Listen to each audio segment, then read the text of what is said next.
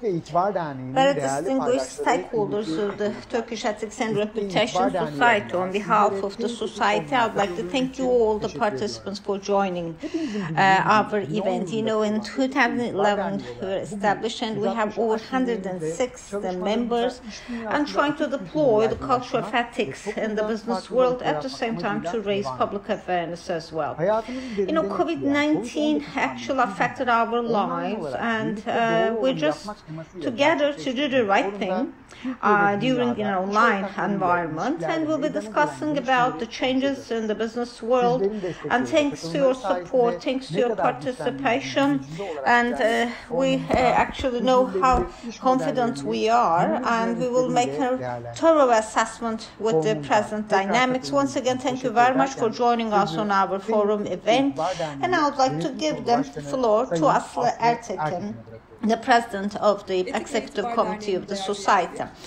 Distinguished stakeholders, distinguished members, distinguished at the same time members of the business circle, I would like to welcome you all to the forum organized by the Turkish Ethics and Reputation Society that we are organizing after our international summit.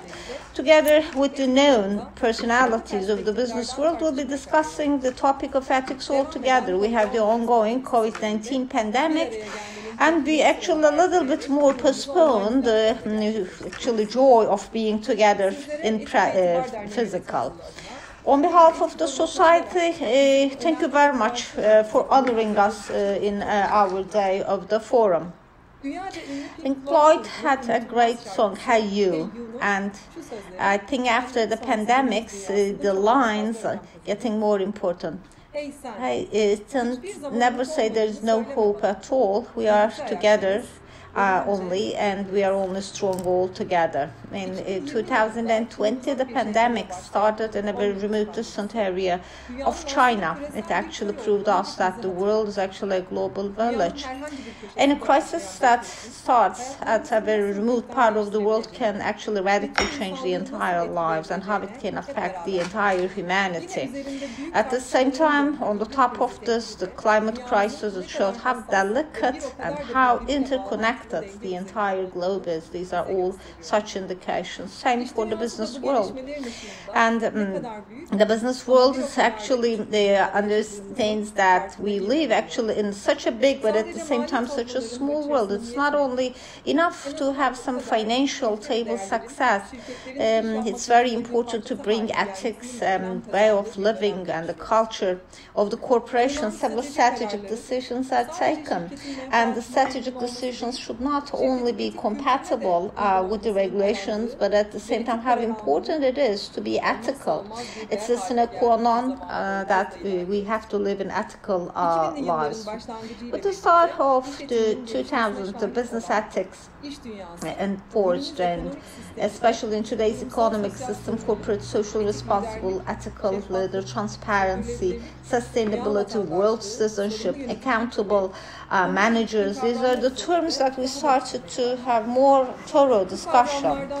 And I think at the same time, efficient management of the third-party risk is another topic that we should discuss. The important players in the business world, and you should actually personalize at the same time the ethical values of the third parties, and to have some sustainable business models. Everyone is working on this. As you all know, the companies at the same time, together with their stakeholders, are in good cooperation. It's very important also for them to have such an identity as the work ethics. Not only for the corporate that has personalized it, but this is actually a point of confidence for all the other business partners of that specific corporation as well. As you all know, our country has a huge economic potential. Therefore, the scope and the content of the relations built with the third party is very important. Turkey, before United Nations and OECD, at the same time is a part to several legislation for anti-corruption. Therefore, ethical rules, standards are very important. There is also the target to make them a part of the cultural value, and our society is at the same time working on this and taking this as a mission, and with over 160 members, that's what we're trying to do. As a society, our goal is actually to assist our stakeholders to improve themselves in the field of business ethics, but at the same time to share the different experiences of different corporations and deploying it to each and every company and corporate all around the country, and I guess you will better understand our sensitivity towards this topic. Doing the right deed together, that's the motto that we have. So work ethics is not unilateral. It actually should embrace the entire society, including the business partners of the corporations. Only it's possible to achieve in this together. Between ethics and business, we have to have a delicate balance. That's the only way that we can survive, and work ethics should be a reflex, especially in decision taking. Actually, I would like to thank to all the participants, for all the stakeholders who joined us. Once again, we'd like to welcome you all for joining us, and we are actually more than happy to be here with you. Thank you very much for your nice introductory words, Aslı. And now I'd like to give the floor to the CEO and the President of the Executive Committee of Siemens Turkey, Hüseyin Gelis. Distinguished guests, I first of all would like to extend my gratitude to all of you. Actually, thank you very much to the President of Society, Aslı, Neslihan, the General Secretary, and the members of the Executive Committee, and of course each and every one of you who actually contributed to the organization of this forum. Their motto is doing the right deed together. That's quite a meaningful line. For many long years at different parts of the world, I had the opportunity to work, and when I came back to Turkey, both considering the countries that I actually worked and also in Turkey, I thought to myself, two things are very important so as to make a good investment. The word thing is business ethics, word ethics, and the second thing is, I would say, the supply chain. These two topics, why so important, maybe you can ask to me. Why? Because in particular, sustainability is getting more and more important as a trend, and especially in sustainability, being ethical is extremely important. What is actually the being ethical or acting ethically within the framework of sustainability? To be integral, to be respectful for the environment. Thinking about the supply chain in particular, during the times of the crisis, how important it is. We all observed it, right? Witnessed it, actually.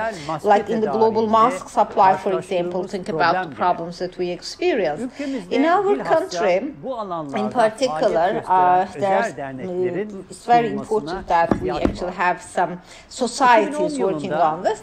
And I actually was the leader in founding of the Turkish Ethics and Reputation Society with 11 members. We started in 2013 in Siemens at the same time. We were a part of the foundation of the society. Why it was so important? As you know, business ethics is very important, which is a major component of sustainability. It's very important. This is the denominator of all the corporations. But it must be a part of the company, but at the same time must be external. Now we are working at this platform, and we are just trying to do the right deed together, and at the same time deploy it all around the country. Think about the conjuncture of the world today. Why it is really important to do the right thing, and why we have to do it all together. You have to actually be acting in good deeds, so you also will be treated as such. This is also a life motto. If you are integral, if at the same time you work hard, it doesn't matter whether at home or outside, everything would be better, because you know ethics started from childhood. And it is something that is acquired. The other thing is between ethics and the value, there is also a close connection. we actually have to strengthen our values for ethical purposes. And we, for example, should never be afraid of changing some of the norms in the society. What we mean by ethics should not actually create an sensation that makes us uncomfortable, because ethics is not something that bears any restrictions. It is something important for the future. Sustainable success is only possible with accountability and being ethical. If you would like to be a fair, a just, and a reliable corporation, then you have to do the right thing all the time. People who are in lieu of ethics and accountability will be successful in the long run, and at the same time they will have the chance for more chances of cooperation. If we wish to have a sustainable success, the only way is actually to be responsible, to be ethical. Therefore, confidence is an important term to underline. As Siemens Turkey congratulating 165th in Turkey and 174 globally. And ethics is actually in the DNA. And Xenophon Siemens, our founder, stated that I will never sell the future for an immediate earning. I think this is a reflection of how we attach importance to ethics.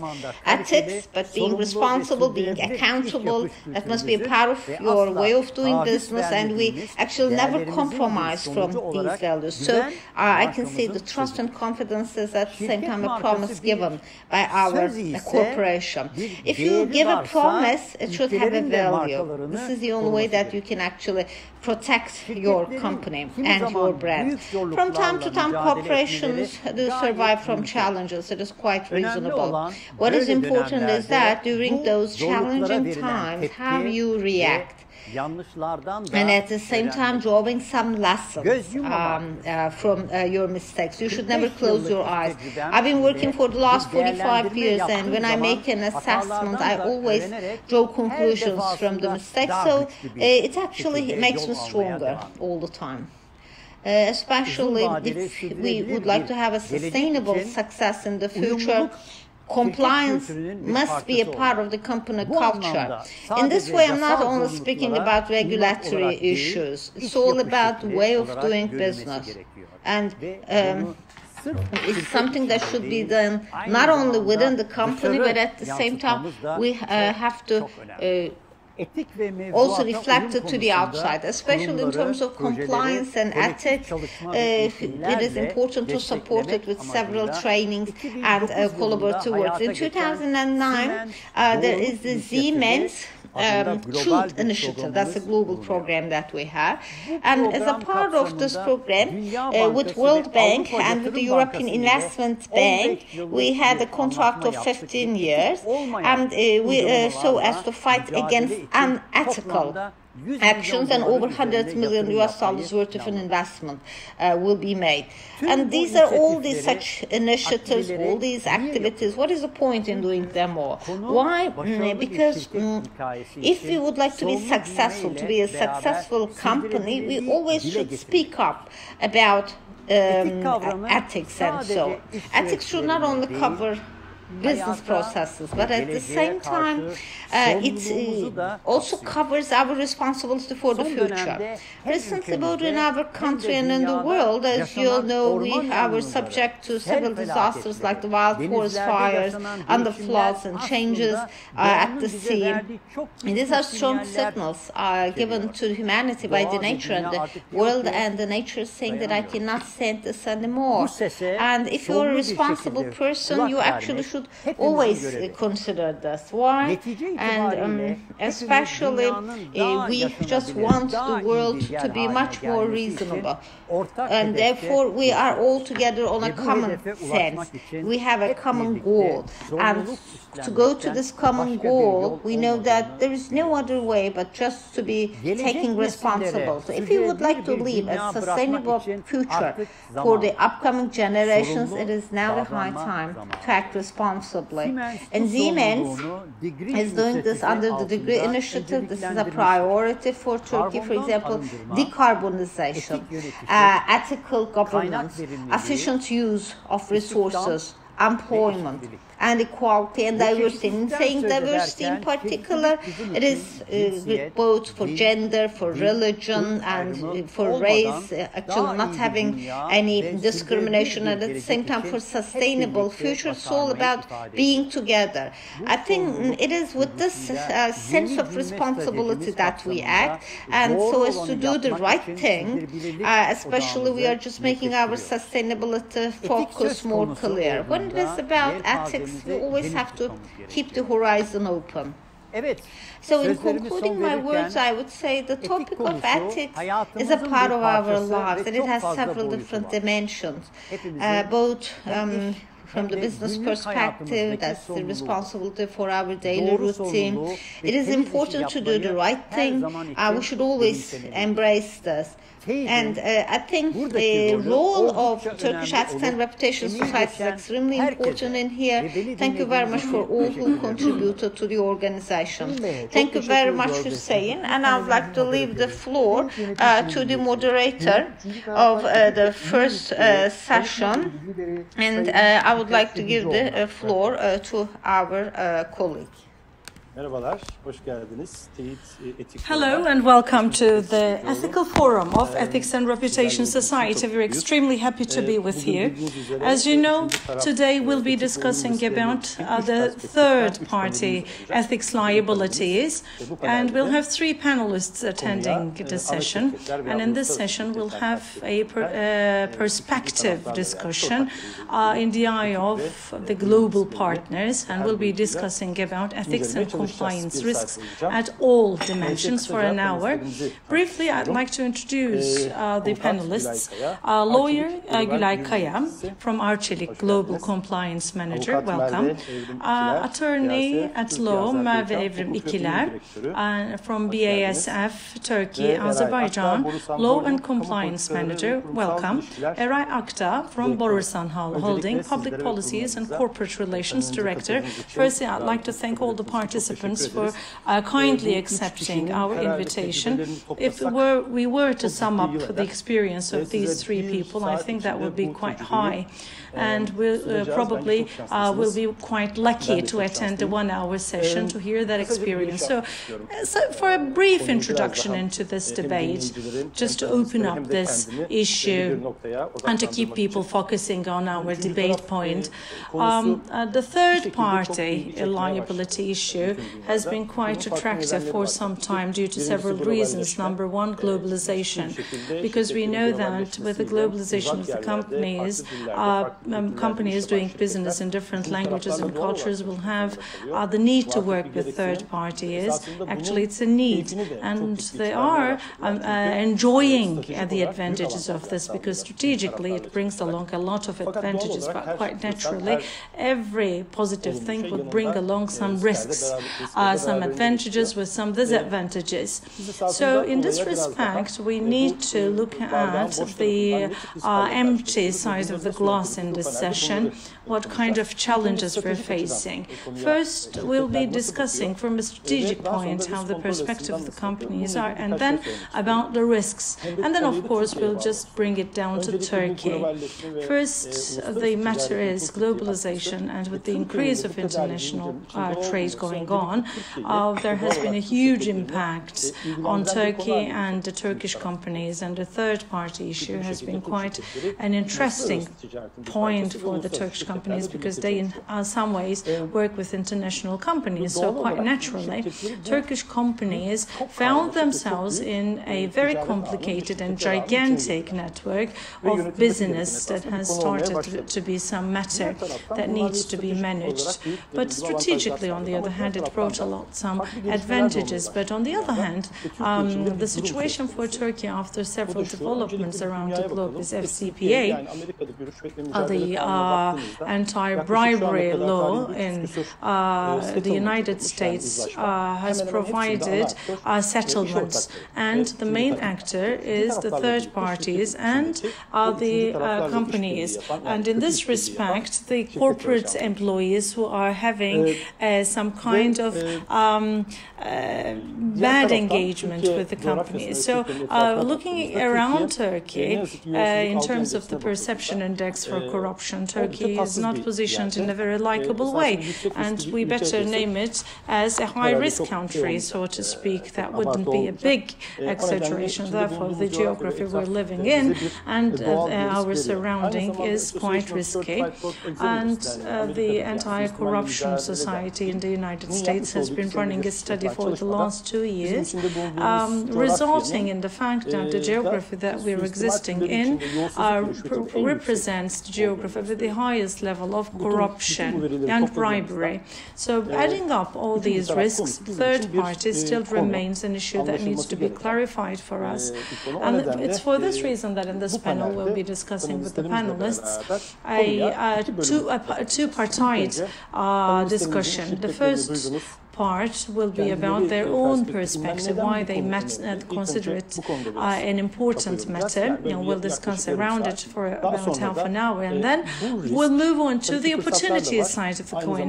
Of course, it brings along some opportunities and how the risks are managed and reduced by the companies. We'll be discussing on that, dear panelists. Firstly, I'd like to give the floor to Mrs. Kaya. Arçelik is the pupil of our eye because it's a global Turkish company. I would like to hear from you how you are managing third-party relations as this gigantic structure. Hello, and thank you very much for this opportunity and invitation. And you know that I'm connected on my mobile phone because of technicalities, and if I disappear suddenly, it's because of this. So you look quite good. There is no problem. Compliance is really important, and third-party issues are quite relevant, but I'd like to start by discussing, by sharing with you our perspective to the big picture in Arçelik, because at the end of the day, particularly third-party compliance is not about doing nothing, but just ensuring third-party compliance. We need to focus on the big picture. For about 2.5 years in Arçelik, we've been running a compliance program globally, and it's still evolving. But of course, one point to be remembered is, as a member of Koç Holding, Arçelik has never, it's not like we didn't have anything about compliance at hand. We already had a running stance in Turkey, and we have a way of doing business, and the members of the company has always based itself to this compliance matters, but we've grown too much and extended to many countries, so we needed more regulated, more automated world of functioning. And this is merely what we are doing, and it's not about the fact that we didn't have standards running in this respect. So we are a bit lucky, and we are not in a very challenging position in Arçelik because we already had a kind of code of conduct, so to speak, at hand. But the company still grows at high pace. Therefore, when we started off, we have renewed the Code of Conduct framework, started off with 12 policies, and the perspective was the entire higher management had to also take some initiative, because it wouldn't be some kind of a world that we're writing down policies but no one cares about it, and the claim was we'll write down the policies and everybody will be following it. So we didn't want to over-regulate this organization. But the thing is, the time is running and we're identifying the needs and the requirements, and we need to make the 100% technological investment to make sure that the policies are running. Third-party compliance is somehow linked with business ethics, which is the main hat we consider in this organization. So we find it quite relevant. Why relevant and quite important? Because as you would appreciate, we're speaking about a gigantic global organization. We have suppliers, dealers, technical service network, and there are some ad hoc partners we are partnering with.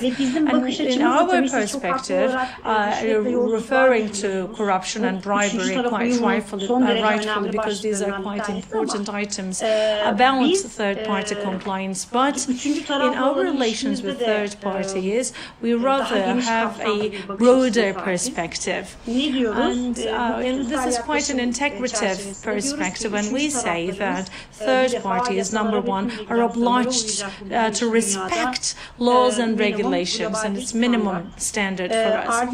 Number two is we're speaking about human rights, and when it comes to human rights, it's all about compliance to employment laws and prevention of discrimination and this reputation. And then we say health and safety is also another important issue for us. Therefore, we should be following the regulations about health and safety. And sustainability is extremely important for us. As you know, Arçelik is too much involved and dedicated to sustainable way of doing business. And we are known with our respect to the environment. Therefore, the suppliers need to be evaluated in this respect. And at the end of the day, we're speaking about team meaning prevention of corruption and bribery and conflicts of interest. On top of it, we might add different functions that might be necessary or relevant for the purposes of our relations with any third party. Even the moment that we say hi to the third party, we disclaim and also announce our values and our principles, and we oblige them to follow them, otherwise they cannot be involved in our ecosystem. In other words, we're speaking about an idealistic, maybe with too much expectation kind of ecosystem. And we create an impact that we are quite proud of, and we are still in this journey around the globe, and this journey is not over yet, but we've taken quite a distance. I think that stance is really important. We're doing it idealistically. I mean, and as I say, we get the entire support of the top management. This is why we are making it possible, and we are quite happy that under normal conditions, small and medium-scale enterprises that are working with us would not be as keen on this issue, but with our impact, we change the way of doing business for everyone, in the positive sense, of course, and we're extremely honored about it. There was something that you referred to at the outset, which I'm trying to find here. I remember taking note of it. Things other than money. It's really a quite nice statement. It sounds like a motto, but we're speaking about things other than money. Of course, these things also bring money, right? Can you please elaborate on that? It's really, maybe it can be quite an arrogant way, but when I speak on behalf of my company and my team, because this is a company with a good heart, it's really important. It's a good-hearted company. We're doing it. Of course, there are some business interests, like we are running up high in the sustainability index globally, I mean, and that ranking your position too would make sure that your credibility is improved, and it has a huge business advantage. But the willingness of doing this is not about writing down policies and putting checks on a checklist to make that happen. But otherwise, we are doing it because we are a good-hearted company, and we want working conditions for everyone to be improved, as well regulated as stipulated in the legislation. We don't want any conflict of interest going on in our organization, and we've gone too far that we've written down in our policies, since it's also a compliance risk. We have found something as the CEU rule in our operational policies, stating that the compliance function does it. It's organized under the compliance function, but we are doing it for the CEU. The risk is directly yours, and the compliance team is working essentially for you. And we don't stop there, and there is a compliance compliance officer, like member of the board or executive board, who also is involved in regular reportings. And we need to understand that, yes, we are a good-hearted company which wants to leave some good impacts and good footprints to the ecosystem we're existing in. But at the other hand, if you comply with these, there will be very good business benefits and not necessarily an obligation. I think the headlines of the day is a good-hearted company. Quite modestly, you keep saying a good-hearted company, but people who hear us may will probably find it weird, but Arçelik, which I always say everywhere, Arçelik is finding loans cheaper than in the Turkish treasury, in the global markets. And if I may, I'd like to leave the floor with that in hand to our second speaker. Why would third parties matter for you, Ms. İkiler? And I would like to start with the perspective of BASF, and then I will go on with why the third parties matter for us. You know that BASF is a chemical company based in Germany. Therefore, compliance to ethical values is a priority for us. So as to emphasize it, Germany, BASF set some code of conduct, procedures and policies for a history of 20 years in time with the evolving dynamics. It has led itself to updating. And on the other hand, we keep speaking about code of conduct, policies, procedures, but for BASF, compliance to ethical values, quite honestly, is a culture. And this culture is targeted to survive in Turkey as BASF Turk. Actually, the community, the society, our clients do have an expectation about the way of doing business of BASF. And in return for this expectation, we have a responsibility for the health, welfare, and safety of the society. It's number one priority, but how can we make it happen? How can we safeguard this value by the society? Then comes in the third parties, because above all, without the supply chain, we cannot act properly. As many other companies, as BASF, we are using dealers in doing business and agencies sometimes when and if necessary. Therefore, through the dealers we're acting, and we have the product portfolio that we're acting this way. So from the eye of the customers or clients, the customers do not consider suppliers differently than BASF. Therefore, we need to align their compliance culture with ours, otherwise the trust and faith of our customers in us cannot be safeguarded.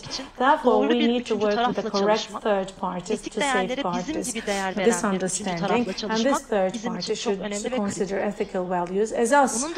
Beyond that, of course, when we say supply chain, it's not limited only to the dealers, also suppliers. From the suppliers to the dealers, all the chains of the supply chain will complement each other. Any mistake in any of these chain loops may probably have a direct impact on our operation or the direct products ending up in our customers. Therefore, every loop of the supply chain and the presence of every member of the supply chain everywhere really matters for us, because essentially the presence of the operation can only be possible with the support of the third parties. Speaking from a legal perspective, as you know, many legislations around the globe indicate and also a liability on the shoulders of the company due to the acts of third parties. As a German company, of course, we need to comply with not only the German legislation, but also the other pieces of legislation around the world. And it is a must and a responsibility for us to make sure that the third parties comply with this legislation. Unethical behaviors of third parties will lead probably to financial financial sanctions on us, therefore reputation, trust, and presence of operation and exposure to financial sanctions are quite important, quite relevant terms to be considered in this respect, summarizing why we need to respect all these values in this respect. Selection, approval, and management of third parties are quite critical for all of us. Therefore, we have a quite clear strategy, a global strategy with zero tolerance and no flexibility somehow. Therefore, our full dependence on the system is really important, and then later we'll be discussing how we are managing around these systems. So many rules, so many systems. Would they really help us? Definitely, as we have tested so far.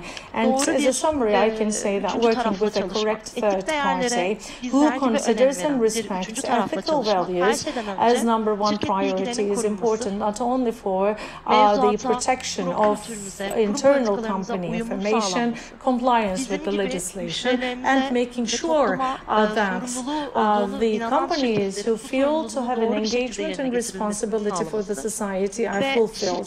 And it's also important to make sure that the relationship between the company and the society are robust. This, of course, would bring along very good customer satisfaction, but it's a social responsibility maybe beyond all to do it. Therefore, we need the support of third parties to be able to do that. Thank you. Now, 2 lawyers and 2 compliance directors, and we'll follow this with Eray Akdağ. Reading this title, I would take a pause because it says public policies, which urge me to be more serious, because you know, the singers are also very serious when the symphony orchestra plays behind them. And you're from Ankara, and it's really confining the debate. Leaving aside this joke part, of course, will open the door to another perspective, because the 2 directors have already explained us why these concepts matter. From the outset, you have a different perspective, which I think will be shedding light to our panel discussion, and I was quite sure about that. Now, I would kindly ask you to provide a perspective from the content of your title. I would like to ask you, for Borusan, you know, Borusan is a golden company, an international Turkish company. And now, why do you think it's important to select such third parties that will comply with your strategies as well? Thank you very much, Mr. Sebilcioğlu. Thank you for your kind introductory words. And on behalf of my company, I'd like to say that we're extremely honored to be a part of this debate. Now, I'd like to bring along a respect, a reputation, culture, and business. When we're working with the government, or governments per se, because when you're a multinational company, you need to work with several governments, in designing and running these projects with different governments, you need to be quite delicate. But 2 brief references before getting into this debate. Firstly, Mrs. Gülay referred to a very nice thing to have a member of the board in charge of ethics. We have a similar model, and one of the members of the board is also assigned with ethics. It's really important. Organigram structure is quite critical to make sure that the system works fault-free. Another thing is, as Mrs. Merve referred to, the risks that can be exposing the company to ethical values, trust, reputation. These are all quite relevant in terms of integrity. We're on the same page. I mean, we're running our works in the same parallel. As Borusan Group, one of the essential liabilities is to have a sustainable value for the country, for the society. And also, during the opening remarks, there was the same reference to social reputation, because it also brings along many similar things, provided that you have the target of being sustainable sustainable. To be able to do that, you need to deliver high quality services, making sure that they are sustainable, because at the end of the day it brings the subject down to reputation and trust. To be successful in the global arena, if you'd like to go to the Giants League, then it would be about creating value and reputation. It's not merely a responsibility of the global partners and the society, which it is, but beyond that, because of the nature of the business, it needs to be considered in this respect. I'd like to make an advice for those who would like to read. There is this book, The Success Story of the Republic, and it also refers to the values of establishing the Republic, matching with Borusan's essential core values. When we say third-party success, perception of and thrust in the eye of the third parties, or in brief, the third-party relations may end up with very good, very critical results. If anyone is curious, I would like to highly advise the book to you. Our founder, the late Sambay, says that I have always worked to pay this debt to the society. It is an untangible, a moral liability or a debt to the society. 7 main sectors, 37 subsectors we're working in 12 countries on a global scale, almost exporting to 80 countries. And when doing that, we are partnering with more than 10 World League partners. So eventually we need to comply with these standards. Also vis-a-vis our relations with the suppliers and our business partners, this is an expectation that needs to be met, and it's our expectation. As I said, the society or the community derived development needs to be supported with artistic aspects, transparency, accountability, liability, but beyond that, of course, we need to trespass it so that we can have a sustainable value, because as we get higher, we will go to the higher segments as a society. Previous speakers have led to examples, but a series of guiding, maybe guidelines are important, both written and not written. They need to be respected only by the employees and the business partners. Of course, the legislation of different countries' business relations cultures need to be considered and respected. But it's not important to look successful in the short run, but we need a sustainable system that would make us successful in the long run. Eventually, third parties we're running with the business agreements with, and maybe, as you say, we need to define the government, the public policies, because at the end of the day, we get into an interaction with these parties, and there, of course, there are some short-term, targets that were in the past. But if you're arriving in a country, you should be targeting a long-term, problem-free policy for your relations in that country. And therefore, we need to have some structures in place, because we're speaking about the 360-degree value chain. And as long as we can make that happen, we will be able to run that value chain. And with the requirements of my role, we are working with our stakeholders, and in our relations with our stakeholders, and it's really critical part that we respect all these rules. At the opening speech, Aslı referred to a motto from Pink Floyd, we can only survive together.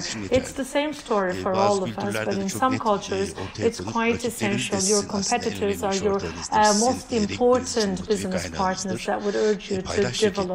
And stakeholders, more stakeholders you have in the market or in a sector, the faster you'll have access to fair competition conditions and the true correct legislation. Therefore, it's really valuable for us. And of course, as Borusan, we have a loop for quality standards. It's a cultural aspect, but also a part of the internal legislation. This is something that we're trying to build our strategies upon. upon. Therefore, we're cooperating within public media, social sites, and the third-party contracts. The to-dos and not to-dos are defined in this general framework, and we have a very broad written culture, and in this respect we are also publishing some of it online, and some we have some dedicated internet portals for those members of Borusan. Beyond that, another issue that needs to be considered is our general understanding. In the time of the pandemic, we've had to go through some challenges, and the motto is, I protect my employees, stakeholders and business partners. This triangle needs to be supported through the dynamics, and recently we published the sustainability guideline, climate, human and innovation. Again, complementary triangle. The only aim is to have a reliable chain of values and to make it survive. Their ethical and compliance sensitivity must be maximized. In the short run, it poses some extra costs, but in the medium to long term, it is quite cost effective that we cannot think otherwise. Because you know that, Fikret, particularly in your domain, there are a lot of bad examples. Any negligence there might result in very severe outcomes, very serious results, and from Borusan, your reputation, you may lose reputation instantaneously. This is a company that has a history of 72 years, and Ahmet Kocabuyuk, the president of the executive board, published a message before the pandemic for the global targets. And I think most importantly, social and environment development urges for the needs of the global success. And dreaming of Borusan's 200th anniversary strategies were based on the side of sustainability, as he stated. And a note that I've made here, which I need to read here, because I think this is the statement that makes a good summary. If the target is to survive 200 years later, therefore we need to put sustainability in our DNA. And it's worth spending money for, because our values make it a liability, and at the same time it's more cost-effective and wise for all companies who want to be sustainable. Coming to the end, if I may, I'd like to again say that today for an international company, the world is a small international, a global village. It doesn't matter what your field of specialization is. Here is, because when you list down our expertise, international arena is really a minefield, where the financial compensation is nothing. Otherwise, we are speaking about market risk and even liberty restrictive punishments.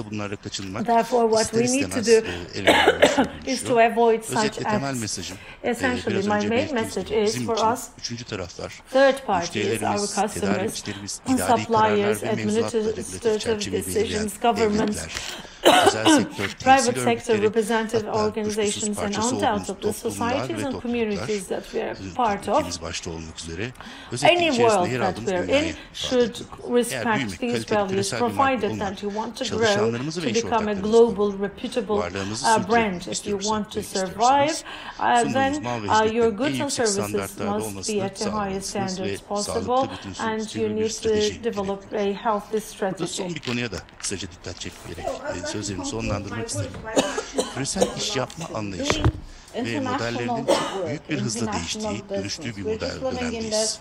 Bu sebeple geleceği öngörmek belki de her zamankinden daha önemli bir rol üstleniyor karşımızda. İş stratejisi, uzmanlığı ve başarı açısından yeni bir seri kavram işte benim de grubumuz içerisinde liderliğine katkı sağladığım önemli bir alan, ESG raporlaması, yani Türkçesiyle çevresel sosyal yönetişim ve de kurumsal yönetim çalışmaları, sürdürülebilirlik raporlaması, Avrupa Yeşil Mutabakatı, özellikle karbon muhasebe simgesi ve vergisi, uluslararası ticarette devrolunan karbon yükü gibi daha önce pek gündeme gelmeyen konular, CDP bildirimlerinin önemi artıyor, AB'ye akredite doğrulama kuruluşlarını konuşur hale geldik. Bunların ötesinde sürdürülebilir finansmanın yine karşımıza çıkan önemli konular altında. Biliyorsunuz Kasım ayında Glasgow'da düzenlenecek 26. Birleşmiş Milletler İklim Değişikliği Çevre Konferansı COP26 var. Burada yeni bir çerçeveye geçilmesi muhtemel ve Paris Anlaşması. Sayın Cumhurbaşkanı dün akşam Birleşmiş Milletler Genel Kurulu'nda bu konuda bir açıklama yaptı. Çok önemli bir açıklama yaptı. Bu yıl içerisinde yine uluslararası gündem tamamen değişiyor olacak. Ana gündem bu şekilde olacak. Daha önceki sohbetimizde değindim. Avrupa Birliği'ndeki eğilim örneği bu anlamda çok önemli. Yönetim kurulu üyelerinin hukuki sorumlulukları, due diligence olarak adlandırılan özen gösterme mükellefiyetinin başkalaşması, Almanya'da tedarik zincirinin kurumsal özen düzenlemesi gibi farklı bir yere varıyoruz. Bunları hem bizim uyum sağlamamız hem de iş ortaklarımızın, tedarikçilerimizden bunu beklememiz kaçınılmaz gibi görünüyor. Bunların hepsini toparladığımızda sorunuzun cevabı bana göre şu üç başlıkta tamamlanıyor. Bir, toplumsal sorumluluk hissi ve sürdürülebilirlik. İki, küresel itibar. Ve üç, uluslararası mevzuat uyumu. Çok teşekkürler. Compliance to regulation. Thank you very much for your great talk. Etik İtibar Derneği yaklaşık 4-5 senedir bu üçüncü taraf etik uyum working, paying attention to the third party compliance, contributing a lot, and we are the advocacy on this. And especially in the last half an hour, listening to the panelists, why third party issue is important. Everything that you're discussing is a part of our advocacy program, so it is that we're on the right track. Why? Because you are just three people from the actual kitchen of what we're doing. Thank you very much. I think we have enough reason so as to deal with the third parties, and I think it is now the time to go to how we manage these risks. As you all know, I also would like you to mention about what we expect from the third parties, our business partners. I'm so enthusiastic to ask this question. Why? Because we're main corporations on this topic, and we have several representatives of the main company here, and I'm just raising the bar and saying that we also have business partners. You are the mother company, and all the business partners would like to be a part of the mother company, especially in developing new strategies. And what are your expectations with regards to ethical issues and compliance? So let's, with the same order, start with Gülay. Yani Fikret Bey, işte bu açıdan bakınca bu toplantı daha da kıymetli bir hale geliyor. Tabii benim hazırlığım hakkında çok detaylı bir fikrim yok ama biz özellikle uyumcular hep böyle isteyen soran etmeye çalışan, bir anlamda hızlı iş hayatının içinde hem kendi çalıştığımız şirketteki bazı arkadaşlarımızın hem iş ortaklarımızın anlık sıkıntılar yaşamasına neden olan insanlar olduğumuz için bu vesileyle yapıyoruz ama niye yapıyoruzu anlatma fırsatı bulabiliyorsak Haziran öyleyse eğer bu müthiş bir şey. Eray Bey sorunuza cevap verdim ama ondan önce Eray Bey o kadar güzel anlattı sürdürülebilirlik ve itibar konusunda tek bir şey eklemek istiyorum. Şimdi Arçelik'le ilgili Arçelik Dow Jones Sürdürülebilirlik Endeksi 2020 yılında ikinci defa dayanıklı ev aletleri kategorisinde endüstri lideri oldu. Ve gelişmekte olan piyasalar kategorisinde de 4 sene üst üste bu listeye giren ilk ve tek Türk sanayi şirketi oldu. Yani şimdi biraz paraya da şimdi whether it works to invest or not, you know, discussing it, whether we need to have a compliance program or not. If in the audience there are people thinking about this, that's not the case. Arçelik is doing this, we're not doing it free of charge. I mean, of course we spend money, of course we spend effort. In return for this, what we get, I'm sure it's especially the regulatory risks and so on, we are eliminating, it's okay, but other than that, in real terms, it also brings you a business opportunity. It also makes you, help you to raise your income. I mean, it is not a question whether you should do it or not. Of course you should do it, but just maybe it is important to raise the awareness. So it's really very valuable that you mention about raising income, because we have to make money at the end of the day. We're just doing trading here. So it's nice for you to mention that it also has such a financial gain. Because we are a big corporation, we are a world leader. on our own, but of course, once we are suppliers of the others in the world, they're also asking us, what are you doing? Do you have child workers? How do you, for example, what's your gift policy? What is your anti-corruption policy? And so on. Same. Sometimes we also act like the suppliers and they ask us the same question. So something that also affects our business lives in a positive manner. So any corporation of a certain scale, in my opinion, should somehow do this, less or more. Thinking about what we ask from our suppliers, maybe we are asking for too much from our suppliers, but that's not the case. We're not asking for too much. Why? Because from our perspective, these are the things that should be at minimum. For example, no room for corruption. You should always abide by the rules, the laws and regulations. You should have certain standards of working and so on. These are the minimum requirements and minimum standards. But what is important is that if you make money by compromising from this is actually a money stolen from somewhere. For example, if you do not abide by the rules of health and safety at work, that's not your earning, that's not your profit.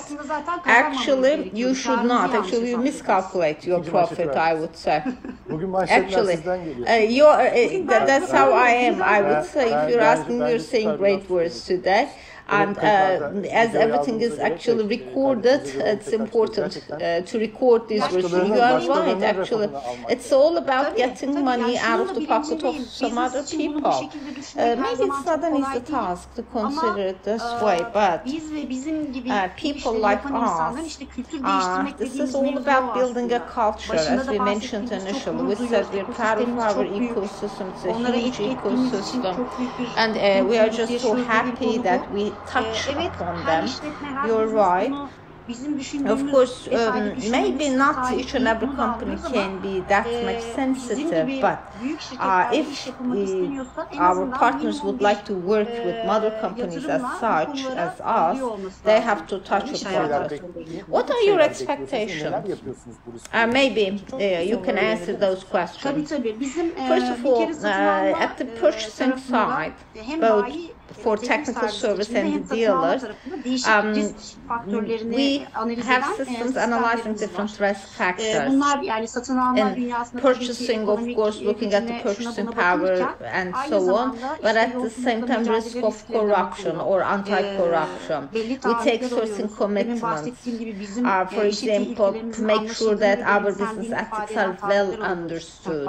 And we are supporting them with items and articles in our contracts, and we are building electronic systems so as to digitally monitor them, because after a certain period of time, not possible to do everything on paper, especially as a part of the pandemic. Other than that, as Arçelik, another risk that we pay attention to is economic sanctions and embargo. Especially, we are just working on a huge geography, and of course, in terms of the corruption perception index and in terms of the risk of economic sanctions, we are working with some of the countries that are at risk. And as this is the case, some automated systems are established. Over the CP, for all our third parties are registered on a daily basis. We cross-check them with the economic sanction list. That's an automatic system that we have. Of course, we take it to an advanced step how the system will work. If, for example, there is a risk of economic sanction in any daily search, then all the other systems cross-talking within the SAP will also block them. What I mean is that no procedure or no transaction will be completed with that third party until a legal proceeding started. Because also we make all these search initially, but as you know, especially for the third parties, their conditions may change from day to day during a daily search. If something happens, if there's, for example, a warning and so on, there will be compliance analysis and then the block will be removed. So, zero tolerance for such risks, same for risk of corruption. starting with next year, and we will have a supply chain policy to be applicable, and especially for due diligence for the third parties, will be taken a step forward with this new year. What will you do next year? Very briefly, but in a practical sense, we were asking so many questions, but we'll be asking more questions over the digital media. So they have to answer these questions. They have to answer the questions, otherwise they cannot possibly work with you. Yes, that's how it will work. Maybe another question to you. You are a global company and you touch so many places. Maybe a couple of words about the way that you work. We have a joint venture that we have, the joint venture at the same time with Hitachi. And from the Arçelik side, I mean, there will be the design by Arçelik side, and they will be using it in compliance with the models. Everything that we are talking in here, there will be Arçelik Hitachi name. So it all will be introduced in terms of selection of the suppliers, with relations with regards to third-party rules for economic sanctions, again, automatic systems, their introduction and so on. Both as Arçelik and of course for the compliance function of Koç Holding, because there are also rules imposed by them. So it's like all the rules are all around the world. Of course, in doing business, there is at one side that we consider the culture of the Koç Holding Group, the Turkish culture on the top of this, and at the same time we deploy it to all other our companies all around the world, because we have over 40,000 employees. So we also adopt them to their culture, so we will have so much fun, I would say. So what Eray said is important. In the medium and the long run, this actually turns back to you. It has a return in your acquisition of Hitachi and so on. I'm sure it all facilitated what you're doing. And you actually can possibly establish your own systems, or maybe establish better systems, but once you cooperate, it's much better. This is all about being ethical. And thank you very much. Now I would like to give the floor to Merve. What are you doing? How do you manage the risk? Thank you.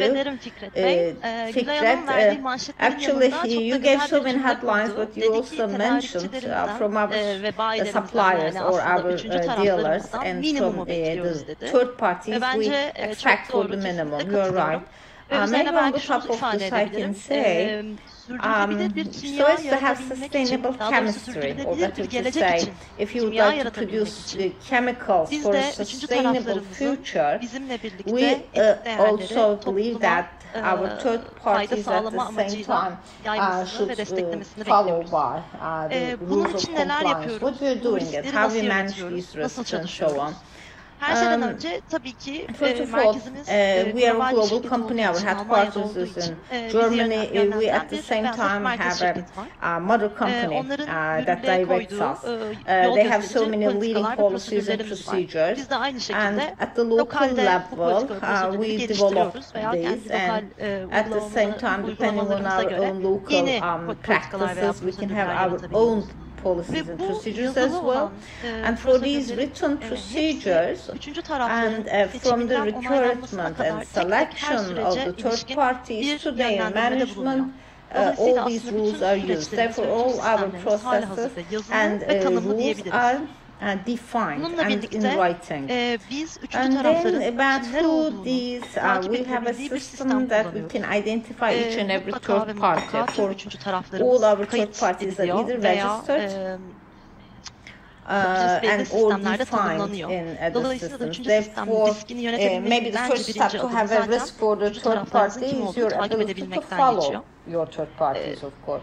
Similarly, as Gülay stated, we have a due diligence process with the üçüncü third taraflarla parties before çalışmaya we başlamadan start, önce, bir sözleşme before signing of imzalamadan the önce contract, inceleme we süreci make a due yürütüyoruz. diligence. Belirli bir We have a soru set of setimiz var. questions, Bu soru setinin and doğru ve that set of eksiksiz questions should be doldurulmasını filled in bekliyoruz. Akabinde fully, gelen and cevapları then tabii ki we değerlendiriyoruz assess ve the risk answers analizi and do a yapıyoruz. risk Eğer analysis. risk If the risk is yüksekse o high, riskleri we nasıl consider how we çözebileceğimizi can actually manage those risks yöneliyoruz. or Eğer solve these risks. If düşükse the risk zaten is veya low or yoksa none at all, sözleşme then sürecine we geçiyoruz. conclude the contract. Tabii ki due Of diligence course, once we süreci said due deyince diligence, it's çok not da an kolay easy bir task. süreçten bahsetmiyoruz. As you would Takdir edersiniz appreciate, ki from time bazen to zaman time, zaman sürecin zorluğuna ilişkin there olarak we can sitemler actually duyabiliyoruz. hear some complaints Sonuçta biz why the BASF olarak process is so challenging. Türkiye'nin neredeyse her And şehrinde you know, ve her almost sektörde faaliyet gösteren we actually müşterilere provide ürün sağlıyoruz. products, Dolayısıyla supply da bayi products portföyümüz to our gerçekten çok dealers geniş. at different levels. Farklı bayi Anywhere in çeşit country, we can work bayilerle with different çalışabiliyoruz. dealers. For Kimi example, üçüncü some of tarafımız them, için bir for inceleme due example, diligence süreci due yepyeni bir diligence süreç can be a olabiliyor. brand new, something Kimisi quite new içinse for them. zaten But for some halihazırda of them, kendilerinin uyguladığı due bir süreç diligence oluyor. is actually a process Dolayısıyla that da hani bu already süreçte yeni implies tanışan in their üçüncü companies. Some of taraflarımızla the third parties sürecin are aslında ne kadar newly faydalı olduğuna introduced dair uzun diyaloglar to due kurmak zorunda diligence. Sometimes we kalabiliyoruz. have to make some long Ama hani talks bu and long işin communication doğasında var with ve them bu to şekilde tell them gelişip what bu due şekilde diligence is all about. But büyüyeceğimize that's de actually inanıyorum. something intrinsic about this process. Bununla birlikte tabii inceleme Following sürecini due takiben diligence, bir de then sözleşme comes the sürecimiz var. contract making Risk stage. yönetiminde sözleşme Of sürecinin course, it is very kritik olduğunu critical. düşünüyorum. Neden The diyecek contract olursanız making, aramızda imzaladığımız especially sözleşmelerde, once üçüncü we taraflarla imzaladığımız conclude a contract sözleşmelerde with the third etik parties, değerlere we uyum mentioned that there will be compliance with the BASF'nin rules of davranış articles kurallarına at the same uyulacağına time, dair rules and taahhütler procedures mutlaka the alıyoruz ve ASF olması will gerektiğini de be düşünüyoruz. Bununla birlikte de tabii ki applied. bu riski And sözleşme after kurulduktan conclusion of the sonra izlemek contract, ve of takip course, you edebilmek set için up the risk, denetim but at the maddeleri de same time, we have ekleyebiliyoruz. so many audit Tabii yine due diligence provisions sürecinde olduğu as gibi well, eklediğimiz her madde, so as to eklediğimiz her follow up sözleşme compliance in the long olduğu run. gibi Of kabul course, some of the edilmeyebiliyor. articles are Bunun not için risk accepted, analizine göre therefore, esnemek depending on the durumunda risk kalabiliyoruz. analysis, Ama you burada may have to en change it. önemlisi But what is bu important in maddelerin, here is that bu uygulamaların it's neden var important olduğunu bilen to bir şirket create kültürünün a olması. corporate Bunun culture için de that şirket içerisindeki understands why there is farkındalığın need for these büyütülmesinin çok types of önemli olduğunu provisions in the düşünüyorum. contract. Bu And arada Fikret by the way, Bey Mr. bağlantı Sebilcioğlu, my kopabilir. connection will go off. Şu anda her Kaparsa şey yolunda. Okay, yes. Evet. I Sanıyorum think bir there's a teknik technical sorun var. problem, Hemen, bu arada and bağlanırken while Merve is Merve trying Hanım, to reconnect, sözü I devamlı would like to give the Eray Bey'e floor to veriyorum. Eray. Eray Eray, Bey, siz at Borusan, I mean, after this introduction, okay, we have the risks. What you're doing so as to minimize the risk in terms of ethical compliance. I know you're doing a lot in terms of the universal rules of compliance, but what you're doing, I mean, what are the control mechanisms that you establish so as to manage the risks? And on the top of this, I also would like you to mention your expectations from your business partners. Thank you very much. Of course, I would be more than happy to answer the question, but if you allow me, both with regards to Merve and Gülay, I would like to make a couple of additional comments because it's great that we are on the same stand. You mentioned about sustainability indices, how important they are. Of course, these are all corporates that have that worth value for the society, but we also have to consider profitability. So, especially for SMEs or for our potential third parties, it would be something nice to have an income gain as well. You know, our sustainability reports are being published over the long years, and we make a new announcement, and again, for sustainability financing, again, there is actually a new agreement that we made. Therefore, if anything that you're doing for the environment, for the risk-taking, it also helps you for your finance as well. You can have, for example, easy access to finance, which is important as actually an incentive. So I wanted to mention that. The other topic is, as Merve said, and questions are coming. I think if time allows, we'll answer the question as well. But for due diligence contract samples and so on, you mentioned why it is important that we conclude contracts with our suppliers. Similarly, temelde sizi soruyoruz. As you mentioned, what companies should do, how we can actually direct our suppliers. Orada da ben bizim neler yaptığımızı anlattığımızda hem bir örneğini just to provide you an example of what we are doing, hem de I ardından would give you an example. bazı çalışmalar aktarırız. Burada birinci konu belki dikkat çekmemiz gereken çok modelli, çok araçlı bir yönetim sistemi. If you have a multi-modal, multi-tool management system, it is not like I did this and the compliance issue is over in the company. This is not the case. You mentioned about the digital media and we have hundreds of digital robots. They're doing the job. We have it is a must to have more than one model. Different tools, different models are used in terms of due diligence. Maybe very briefly, I can go through them. Ben ana başlığa indireyim. First thing is that we have internal regulations, culture and internal regulations. As I told you, you first meet Borusan. There is the identity of Borusan. What are the components of being the culture of Borusan? Like publishing it in the bulletins, providing training and so on is a part of it. But from time to time you have to update it and you have to support it with some internal communication. Similarly, as a part of the governance, we have so many internal procedures. Or processes. For example, if there is need to do something on any issue, we have an internal procedure, but this is never in vain. As I told you, we're just updating and revising all the time. Thousands of things with the support of an external consultant. In which areas we have a procedure, what we should do. You mentioned about international sanctions. You know, there's the need for procedures. If there is, for example, any misconduct and so on, and if you have a procedure and if you take a step, then you do not get it. For example, you are penalized, and because you have a system in place. 20 years ago, when we were speaking about a company of 7 years, and not possible for a procedure of 2 decades ago that I can use now. It has to be updated and revised. We have so many checklists, so I can say we have a series of internal regulations. They are used by all business units, and for audit purposes, it is subject to additional control. We also have sustainability guidelines for us, for our business partners. It shows our expectations, like the Green Deal, as we mentioned. And we, for example, do international logistics and so on. And we provide, for example, supply products for Arçelik and so on. There is a global supply chain in here. If there's any carbon load, or your supplier, for example, should not have any child worker and so on. And as long as we have them in our standards, we will not create any risk for us and our business partners. And audits and compliance audits so important. And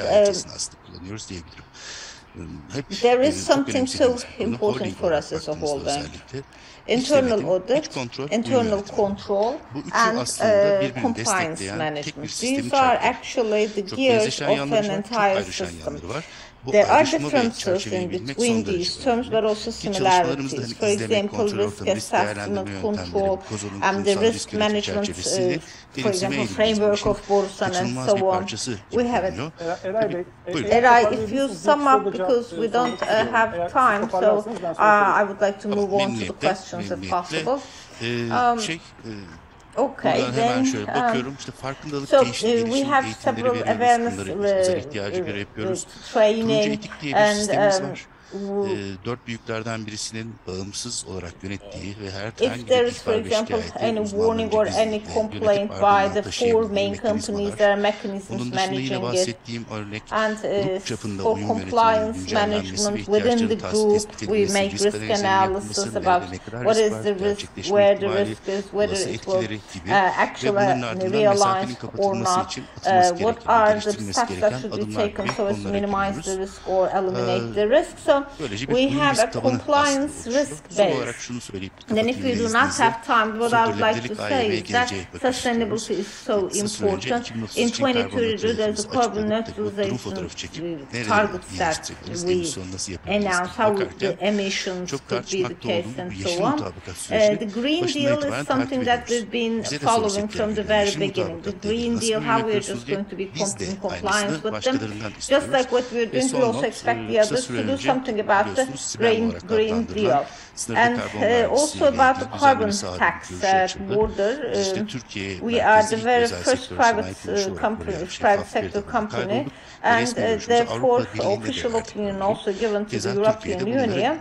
I believe that together with our public administrations, we will be discussing this carbon tax. So it's a part of it. These are the things that briefly, in a nutshell, what I can say. So Merve is here or not? If not, so I will have to continue. Just a couple of questions, and so at least we'll get a couple of questions. You're saying that human is so important and so on. Especially you have some criteria that you expect the third parties to meet. How about the people of the third parties? How you can touch them and raise their standards to your level? I mean, so as to raise their ethical standard level, what are you doing? Anything you can mention about this? Yani aslında çok pratik anlatacak olursam bir in kere practical terms, as you all know, I mentioned about the right to notification and so on. For a third party, like I impose my rules and saying that this is something in the contract written, you have to do it. If it is something not living and on paper, that's not the case. You need an audit mechanism so as to follow what they're doing. This is number one. I mean, you have to have a control over the third parties. You should have some outcomes out of it and follow them. The second thing is more important about the channels of notification. I mean, you have to communicate it from different channels. Like, for example, you have to create an environment that people rely on and provide a feedback. And this channel must be open to the rest of the world, in my opinion. And it's not like accepting the internal notifications only. It will be something done just on paper. There must be different channels that the third parties, that the people are notifying you. For example, an employee of a third party. That third party should know these are the rules of Arçelik. You should provide them with the proper training, and in case of any misconduct, there must be a channel that they notify this misconduct to us. What I mean is that there are thousands of third parties and not possible actually to know about each misconduct. So I believe with the third party compliance programs, you're trying to transform their culture, and therefore you actually have to take some clear steps on this. Thank you. And thank you very much for mentioning about this. For example, it is thanks to the denouncing that it's possible to mention about any misconduct, I mean, to notify it to them. There's a good control mechanism.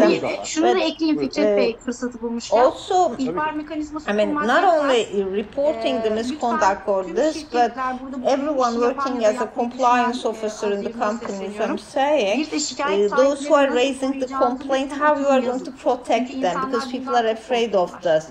And yes, even retaliation is a major issue in companies investing on a lot. The other thing is that if third-party risks are so important, does that vary from one country to the other? I mean, while working with the United States, let's assume you work with someone from Uzbekistan the other day. Are the standards changing from one country to the other? Bizim standartımız Our değişmez standard ama is the same, but the risk would differ. Yani bizim beklentilerimiz, I mean, dediğim gibi as minimumları we beklediğimiz için expect biz the gene aynı minimum, şeyi we would yapıyoruz expect ama the same risk thing, değişir. but The risk would vary. I mean, for specific countries, some of the risks can be more important than the other countries. So maybe you need a thorough analysis of that specificity. Eray, anything you want to mention? Çok ufak bir ekleme yapabilirim. Aslında gerçekten norm bazında baktığınızda, etik norm, kültürel norm bazında evrensel etik normlar var. Uygulama düzeyinde baktığınızda mevzuatlar tabii esas olduğu için regulations. Of course, there are also some case laws of the Court of Cassation and so on. There could be some specific jurisprudence of certain countries, but in our own standards, we are never flexible. But there is the culture and the regulations specific of that country, so you have to do business accordingly. That's how the other companies are working. I have to ask this question. Hatta ismini de vermiş. Avukat Lawyer Can Bozoğlu avukatlık ortaklığından. Briefly saying. Şimdi etik esasında fren. Ethical compliance is like a brake mechanism, and this is a part of a balancing mechanism. Ticari ekipler en çok nerelerde direnç gösteriyor? What are the things that you experience in general, and how you overcome this? Let's not call the brake system, let's say control. Control speed, let's say, speed under control. Do not use terms like brake system. But again, it's a very critical part of this balance and audit. Business nerede The business would show reaction at which point if you're asking me. And not only based on my Arçelik experience, I also worked at the international level in so many multinational companies and so on. If you're asking me, business, if understands well why you are doing what, they will never react. It's all about how you acknowledge them. It's not like a 15 minutes of, for example, a talk on a year. If you go to a business, you go to the business leader and saying that this is the risk of economic sanction, that is how the end would be. For GDPI, that is such a risk, that this is a risk for your business. Once you mention it, they will never react to anything. They will never put the brake pedal. Çok iyi so it's also very important to make it from top to bottom, I guess. The message should be from top to bottom, must be a sounding, and everywhere should be deployed everywhere in the atmosphere, so you have to start from the seniors. Too many questions that we have, but one wise question and a challenging question. Maybe as a question, the third party,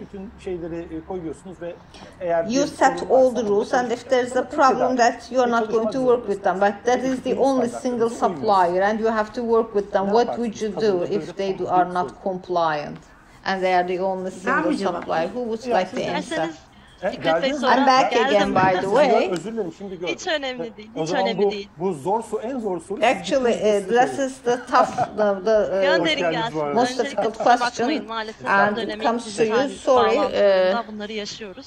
For this connection, it's a part of the era. A great question, by the way, and something that we also experience all the time. Of course, not possible. I'm sure that that's the problem that we all have as different corporations. I actually wanted to touch it, so nice to bring it up.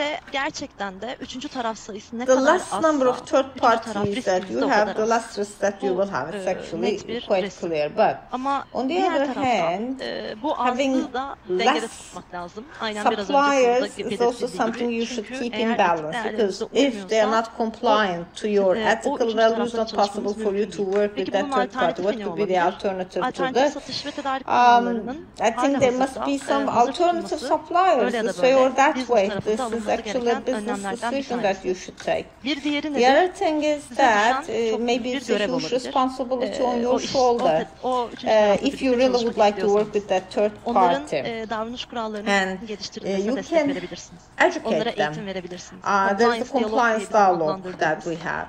So especially be in contact with their compliance officers and so so on. Yes, there will be so many liabilities and responsibilities for this. But if you really have to work with that specific third party, then you have to raise that to the same level with you. It must be the task of the company to do so. Teşekkür ederim. Müsaadenizle burada kapamak zorundayım. Hatta biraz I actually have to close the session. Avantajımız var biliyorsunuz. Saat 14:29. So thank you very much to you, to all of you, and thank you very much for not leaving us alone and for supporting the Ethics and Reputation Society. Why? Because as we are doing advocacy, it's very important for us that you share your experience. And last 1 minute for myself as the concluding words. We can actually purchase a watch with money but not time.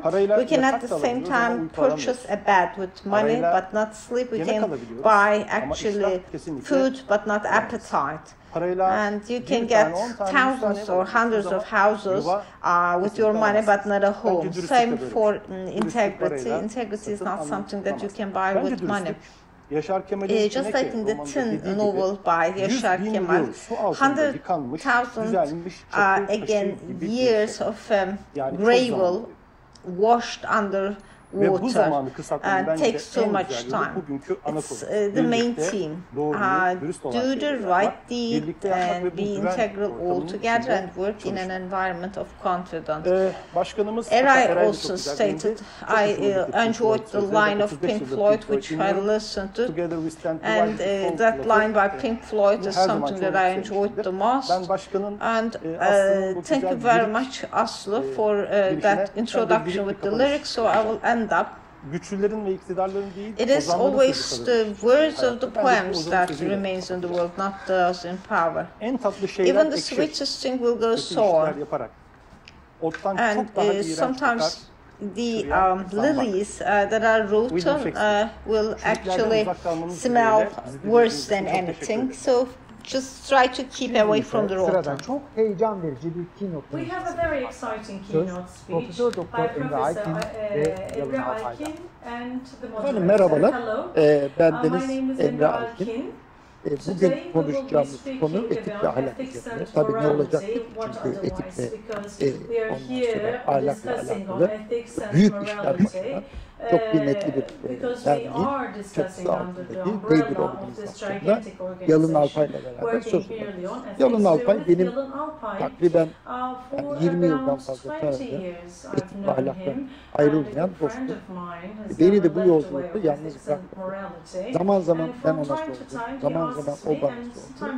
Ama omuz omuza hep aydınlığa yürümeyi tercih ettik. Çünkü ikimiz de biliyoruz ki akıllı insanlar ahlaklı olurlar. Kurnaz insanlar değil. Bunları konuştuk. Ama böyle bir giriş yaptıktan sonra sizi 40-45 dakikalık bir serüvende bütün dertlerinizi unutmaya da. İşte efendim arabanın köşesini mi vurdun? Efendim çocuğun okul taksitimi ödenecek. Efendim şirketin yüklü ödemesini var vesaire. Bunların hepsi günlük dertlerden, operasyon.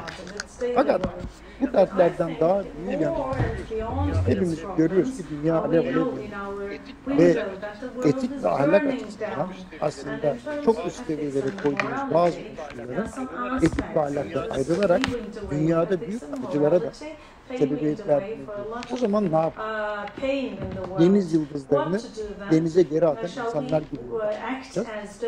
Veyahut da diyeceğiz ki ilk önce ben kendimi bir kurtarayım. Çünkü kendini kurtarmayan başkasını da kurtarar. Yani uçakta diyorlar ya, maskeyi önce kendinize, ondan sonra yanınızda sevdikleriniz. Şimdi bugün etik, itibar ise ahlakı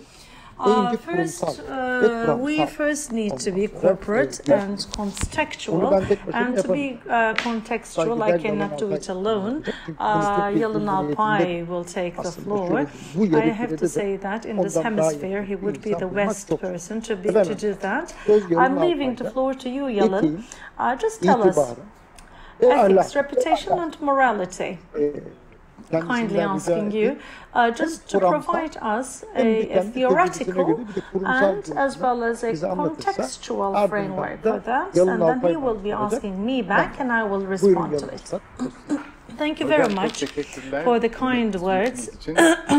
A lot of praise, or probably I haven't deserved.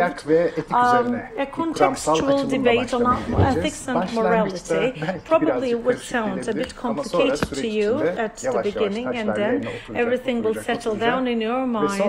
And then when I kick the ball back to Emre, probably he would put everything back to a smooth rhythm so that everything will be crystal clear in your minds. Just to start off, generally ethics and morals or morality would be used interchangeably. Actually, there is nothing wrong about it, but they are not necessarily synonyms to each other. In morality, there is a problem of values that would emerge, and at the end of the day, whenever morality says something is good or bad, right or wrong as criterion, then we can be speaking about morality. But values, on the other hand, is not something that would stand alone by itself. If it is fed by the assets, or the objects, or something other than the mindset of human beings, it wouldn't exist by itself. If a value wants to exist, it always requires the mindset of an object which cannot process it alone, and to be able to process it, it would need to be supported by the context, geography, locality, and limited time. It is for this reason that in all of these assumptions we are speaking about subjective process, because morality would never be considered as a standalone thing, as in other values. It is like a software, and necessarily it is a producer of the mind. As a producer of the mind, the morality has always been a problem, a debate as the beginning, because a human would not be born with it. At the end of the day, morality is something that is dictated by the social status. Even before the birth of an individual, it has always existed there, picked somehow, and the person is born into a system. And the moral system is rather about what is right or what is wrong, what is good or what is bad, because it's something like a social contract that dictates what is right or what is wrong. And you would now realize how important it is to differentiate between ethics and morality, because in morality there is always a local content, a narrowness, a cultural aspect that follows. It is for this reason that some issues can be considered a moral issue, rather may not be ethical. What do I mean? For instance, if we are going to discuss an honorary killing. Today, you know, Turkey is a lot wounded by honorary killings. It is considered as the rationale behind a lot of women's killings. The honorary killings in its context is emphasizing that honor is too valuable, where this value can be impaired in certain conditions, which must be counteracted with the highest punishment possible. So we're speaking about a set of norms and rules. However, this set of norms and rules may not necessarily have a universal context, because ethics is about thinking on the morality and the social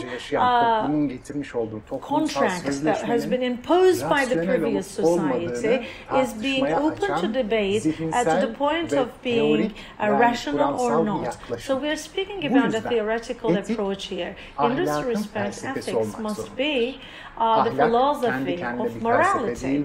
It is not, the morality is not anlamına gelmez. Of a context it's fed with emotions, expected outcomes, and may be confused with the expected results. And in this respect, morality would tend to overcome it with ethics. In this respect, philosophers will need to overcome this blocking aspect of morality with ethics. Sometimes local acceptances, which is considered quite moral by the local people, would not correspond to the ethics. In this respect, ethics is the rationalized version of morals, where the arguments are rather provided as a support to it. In this respect, it is quite attractive and the talk is rather on ethics, because there will be some changes after the 21st century. And if time allows, we'll discuss on it. Going back to morality. Now, morals is a set of norms and rules, as I said, and it may only emerge in a social context.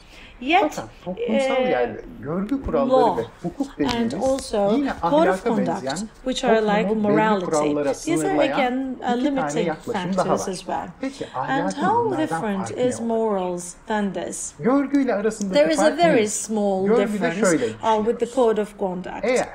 And we think that if we are speaking about good manners here, or conveniences, if somebody is to shake hands, stand up, put the bow hat, or in cases where there is gestures involved, such as avoiding behaviors that would not disgust others, we are speaking about conveniences there. But morality, it is rather more general rules. Anybody who would not have good manners may have good morals, right? Exactly. When it comes to law, there is a difference in differentiating law with morality. They are somehow similar, but most of the time, law follows morals. In a general debate, I will try to say that number 150 number is considered as a milestone in creating the society. Any community under 150 people is considered where everyone knows each other. The relationships are always primary relations. The people do not only know the names and family names, rather the family structures, offices, homes, and the other members of their families. Therefore, the relationships that they're building with these people are not based only on talks, but as an intuitive way of running their relationships. So under 150, when there is a group or a community, law and moral limitations will not be needed, because that contact group of less than 150 people may reach a reconciliation to resolve their problems. In that community, since there is no contact number, they tend to have love for each other and compassion.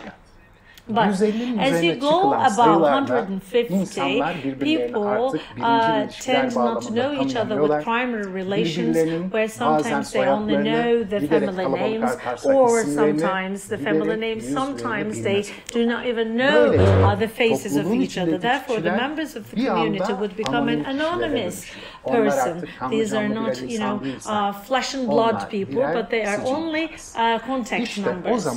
Madem sicil numaralarıyla birlikte yaşamaya kapanan bir yaşam vardır, o zaman soyut bazı ilkelere gereksinim olur. Çünkü insanlara o insanla karşılaştığında onu tanıdığın için değil, o insanla aynı toplumda yaşadığın ve onu tanımasan da onun haklarına riayet göstermek zorunda olduğun için bunlar gereksinim duyarım.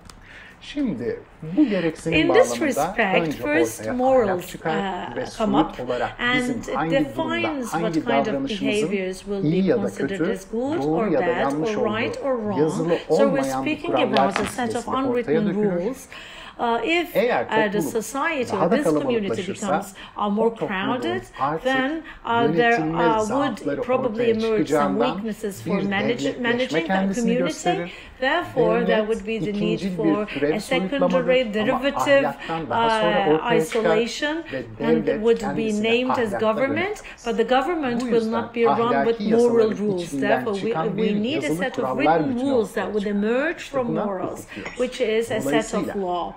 Therefore, law, morals, I think, will need to proceed, but contrary to morals, we are speaking about written text when it comes to legislation, plus the organism, namely the government, in case when there is a violation of its essence, these individuals who are violating may be into a sanction or punishment. Therefore, morals and law would have some common features, but law has more sanctions that can be imposed if necessary. Power may also be enforced. Now, ethically, within the context of ethics, there are three main pillars. Let's remember what ethics is. It is doing the philosophy of morals. I mean, you're building upon morals by thinking rationally, both about the approaches, the mistakes, and there is also a counter-argument as to the morals, why the morals may sometimes not correspond to universal values. So, well, if you are thinking about such aspects, you are within ethics. So for the sake of time, I will skip through it, but we'll make a tripartite differentiation and we'll continue over it. In these pillars, I think the strongest one that emerges itself in Kant is this government, the state understanding. This is the most challenging one, and then I will stop. Duty, you mean? I mean, yes, duty, the duty morals. Yes, we're speaking about this morality. And so far, ethics per se, so that we're on the right track. The approach, when there is some kind of a work ethics that is based on the history, we are also speaking about the theoretical also disclaim of it. And Kant says it is also the duty of the religions as a revolt against this, but we are on a secular period now. On the secular side, the first innovation of Kant is the right or the wrong is not due to God, but due to the mind of the people. Therefore, Kant used to say, so as to differentiate between the right or the wrong, it's not the commands of God, or rather it's not the wisdom of the society from previous centuries. It would necessarily be the mindset, the mind or the intellection of individuals. But there are some conditions, Dr. Alkin, and there are some unconditionalities. If there is a condition, you may act upon these conditions. I mean, I will do this provided that this happens, that provided that this happens, if this happens. But Kant says in some conditions, or in some cases, condition would lose its significance, doesn't matter what. You need to do the right thing without finding excuse under that condition. So Kant is considered within the concept of categorical imperatives. And this is unconditional instructions. But what would Kant mean with it? The approach to it is, provided that the ethics is dependent on locality, tradition, socials, but how come the world, and you know that Kant has articles on globalizations where the entire world is combined or united under a single government, and the moral philosophy is based upon this understanding. So he says, human is valuable because she is a human. For this reason, the rest of the differentiation would be just non-real. These are fiction. Is there a rationality in this fiction? According to Kant, not. None. Therefore, building up rationality is a must in ethics. But maybe the debate is whenever a principle is put on a universal track, when everybody thinks about it, it points out to a contextual good or bad, then we are speaking about the principles of universal ethics. For instance, there is a very famous example for that by him. He says, do not lie. According to him, not lying is a moral maxim diyor onlara, neyse adlarını söylemeyelim. Maxim yani şöyle diyelim, evrensel olarak geçerli, koşullara bağlı değil. Kant'a göre koşulsuz buyruğun bir önerisi olduğu için instruction of unconditional reality. So no one should lie without any condition whatsoever. For instance, if a friend knocks down the door, I open the door and if my friend is just in fear, he says somebody is following me, I would take him in and he would just climb up and there is an attacker with a knife in 1 minute and this person just defines my friend to me and asks where he is. So morally, what should be the answer? If we are speaking about an unconditional instruction, I mean the morals, then even in this condition I need to tell the truth, because never and ever morality cannot be bent according to conditions. So this is the work ethics. But in theory, I mean, it's quite easy to tell, but maybe if time allows, we will just discuss on an example, maybe like euthanasia. In a euthanasia case, all the moral theories would just bow before practice. If time allows, we'll continue with it. So briefly, this is about the work ethics. Ödev ahlakını bir arar mısın? Work ethics diyor ama. I will leave this alone and then continue with the next one, and I will continue with the virtues, the last pillar. In the second part, I will touch upon another aspect, another pillar, and according to them, according to those second pillars, these are the conclusionists. So when you are speaking about a condition, if you are speaking about it, if according to Kant, you like a person and makes a favor, this is not a good morality. This is the behavior of a brain polluted by emotions. So at the same time, it's not given with the same rationality. Mercy is not a moral behavior according to him. An act can only be considered as the fact that you know that you're doing it because of a duty, it's morality. The consequences of the act may look moral, but Kant says you may do it for social status, for your self-interest, because you love that person, you have compassion. You are not a moral person. Anyone or anything that is immoral is not necessarily, you know, not matching with the moral request.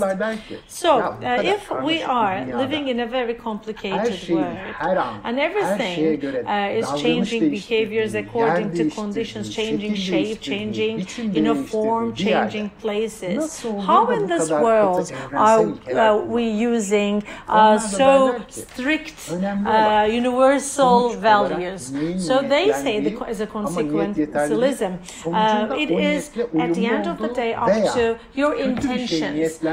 I mean, if you have good intentions, it doesn't matter if the results are not good. This is also considered as a part of consequentialism. And at the end of the day, I think Professor Emre will be speaking about the two basic, fundamental versions. One is the consequentialism and utilitarianism.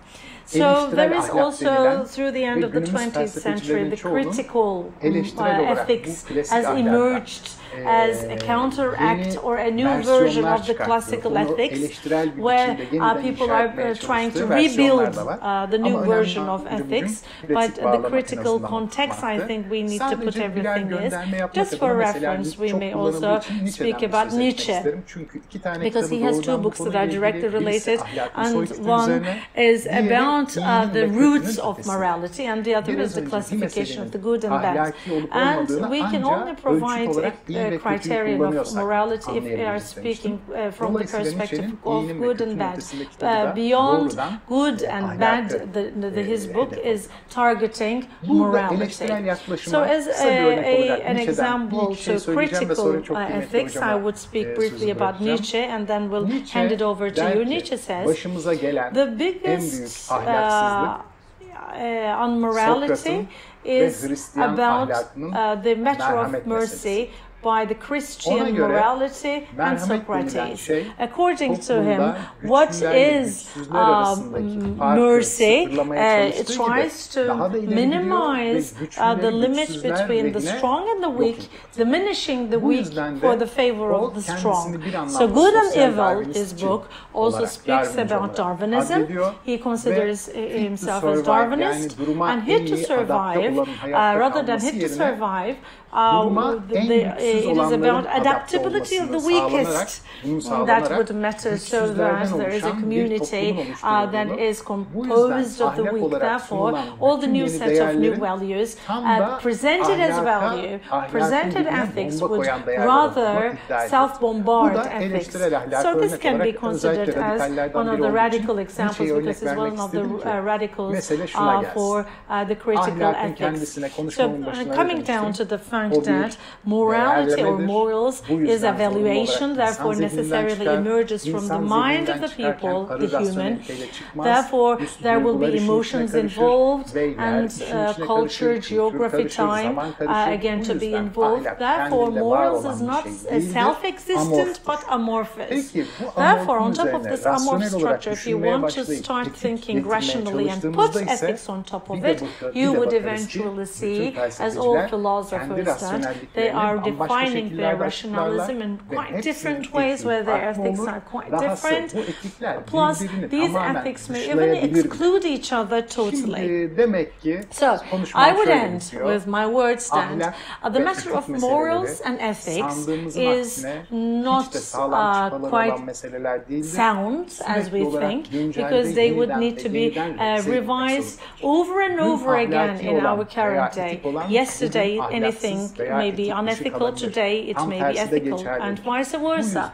Therefore, we need to create new sets of values, and human mind also would assign some values to these assets within the context of culture, and it would rather be creative. So my question to you, Professor Emre, in this theoretical debate is, you have a huge experience, and at the same time you've been cooperating with very high institutions, and you have a lot of work on the ethics, morality, everything. You're familiar with it. Rather than theoretical approach, I consider this as a practical debate as well, because individuals are maybe in different professions where they don't necessarily need to think from the point of profession. Can you give us examples for moral, non-moral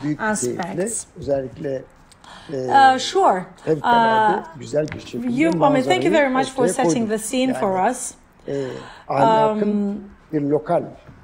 You have very well defined that morals has this kind of a context where ethics is rather universal, but morals are sometimes stuck into this debate of somehow timely or periodical bottlenecks, so to speak. So therefore, from time to time, behaviors may change, because as you know, Socrates said 2,400 years ago, he says, anyone in the managerial position, if they tend to give instructions rather than give management, you cannot expect citizens to follow the rules. You see how accurate the statement is. David Owen says, for Johnson, his passionate and does not have any principle. So if you have too much ambitions or are following the rules, it's relatively acceptable behavior. But if you're too ambitious and you don't have any principle to abide by, people would hate you. So you need a reference point. To my back, you would see two reference points. One of it is the lawyer's coat or the robe of my father. He used to put it on for 40 years. I always keep it there just to remind me that he's always worn it and he's always there. The second one is a photograph of Mustafa Kemal Atatürk. They both are dear to my heart, but beyond that, of course, I follow them, yes, with compassion, but with wisdom. Saygıdeğer Esfender Korkmaz Hoca, o zaman İstanbul Üniversitesi İktisat Fakültesi dekanıydı. Bir şeye çok öfkelenmişti ve haklıydı. Meseleyi babama anlattı ve babam dedi ki Esfender, sakın ha dedi kötülük yapma ama iyiliğinden mahrum edebilirsin. Bu bana çok enteresan bir reasoning, yani bir mantıklama, akılsama gibi. Mesela Fransızca'da bir cümle var. La raison du plus fort est toujours la meilleure. Yani güçlünün mantığı her zaman doğrudur. Böyle bir enteresan.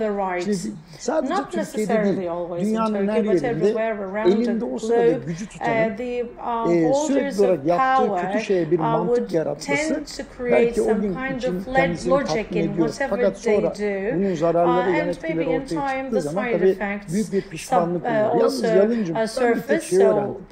Sadece korkak insanlar yakalandıkları zaman pişman. When they are called. So when this is the condition, ethics and morals being embedded sometimes intermingled with power, sometimes would also go with the power of the government.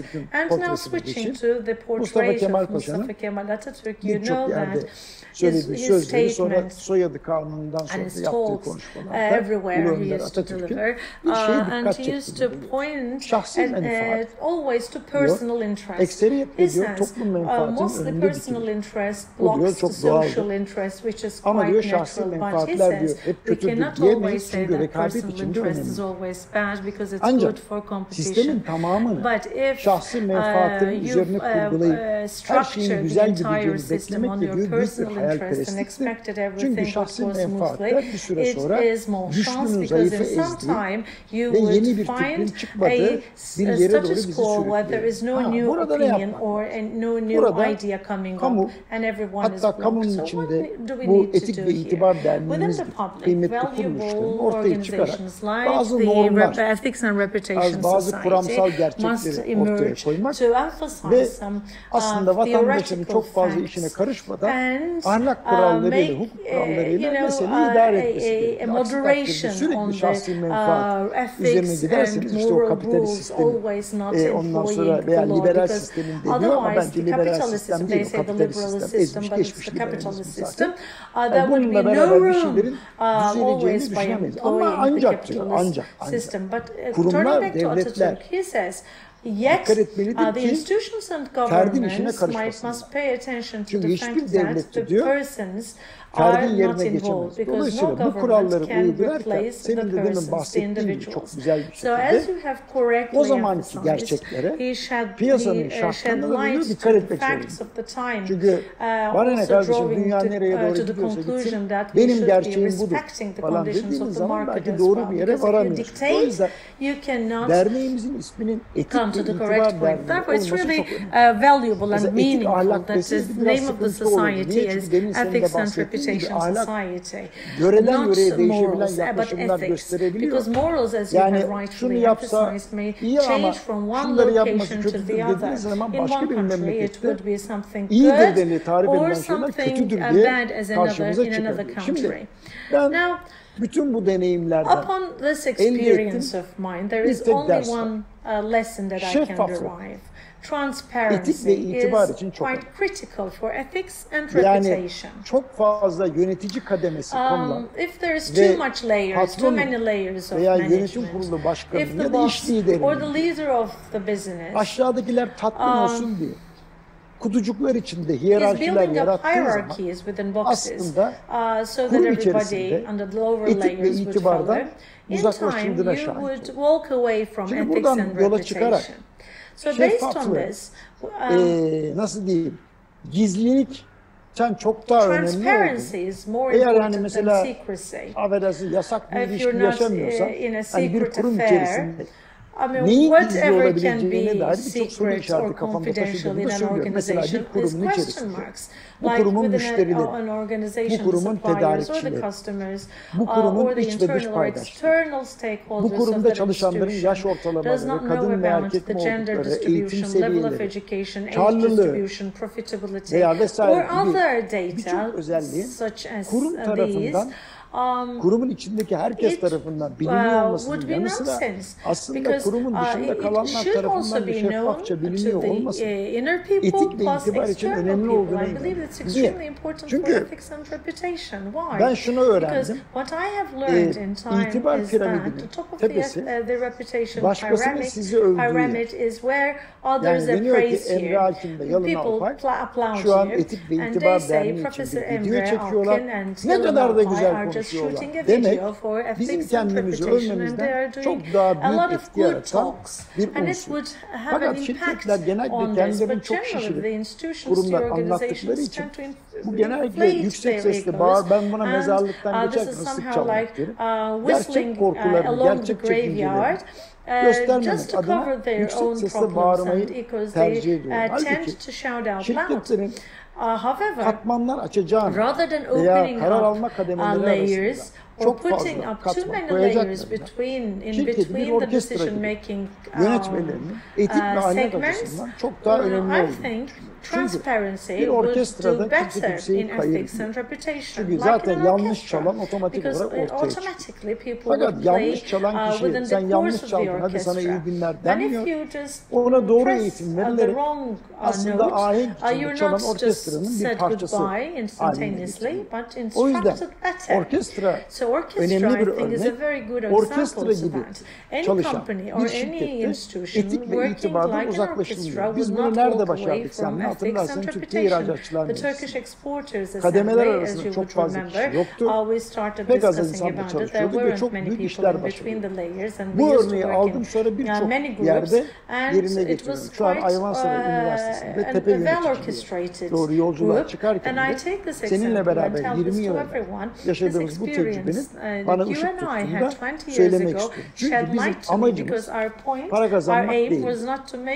Amacımız gerçekten tıkır tıkır çalışan, kesintisiz çalışan, akışkan, önceliklerini doğru tespit etmiş, ihtiyaçlarıyla ihtiraslarını birbirinden ayırt etmiş bir topluluk yaratmak. Nitekim biz bunu hallettik. Mesela planlamayı önemsedik ama deneyimlemeyi onun önüne koyduk. Çünkü birçok şirket planlama yapayım derken açıkça söylemek gerekirse etik ve itibardan uzaklaşıyor. Halbuki deneyimleme, yani bazı şeylerin yanlış da gidebileceğini peşinden kabul ederek bir experimentation, pilot proje şeklinde yeni şeyleri başarmak aslında insanların ahlaksızlığa teşvik etmektense yeni keşifleri teşvik etmek için çok önemli bir atılım olduğunu anladım. Kafası meşgul olan kişi açıkça söylemek gerekirse ahlaksız veya etik dışı davranışlarda pek fazla bulunmuyor. Ama boş bıraktığınız zaman o kafa, demin de senin çok iyi altını çizdiğin gibi herhangi bir yere sapabilme kabiliyetine sahip. Çünkü etik ve ahlak maalesef lastik gibi istediğiniz yere çekebilecek bir pozisyon. O yüzden etik ve itibar dendiğinde Allah kolaylıklar. Şimdi hiyerarşiyle yönetilen kurumlar, mesela Türkiye Futbol Federasyonu'nda yaptığım görevde de söylüyorum. Bazı şeyleri senin dediğin gibi değiştiremeyeceğimiz hiyerarşiyle yönetilen kurumlarda illa bir para pul değil ama hak dağıtma, adalet dağıtma, çalışanlarına ve dış paydaşlara adaletli davranmak açısından maalesef bazı kötü örnekler çıkarabiliyor. Aynı olaylarda, benzer olaylarda yeknesak karar çıkmıyor. Niye onu öyle yaptınız, niye buna böyle yaptınız diye on the same problems. So there is a lot of criticism going on. Therefore, I understood that with its own hierarchical structure, it was impossible for us to achieve fairness in the Turkish Football Federation, and I set up a rule-out structure, starting with the technical director, Fatih, and he was really very tough guy, but he had principles as well.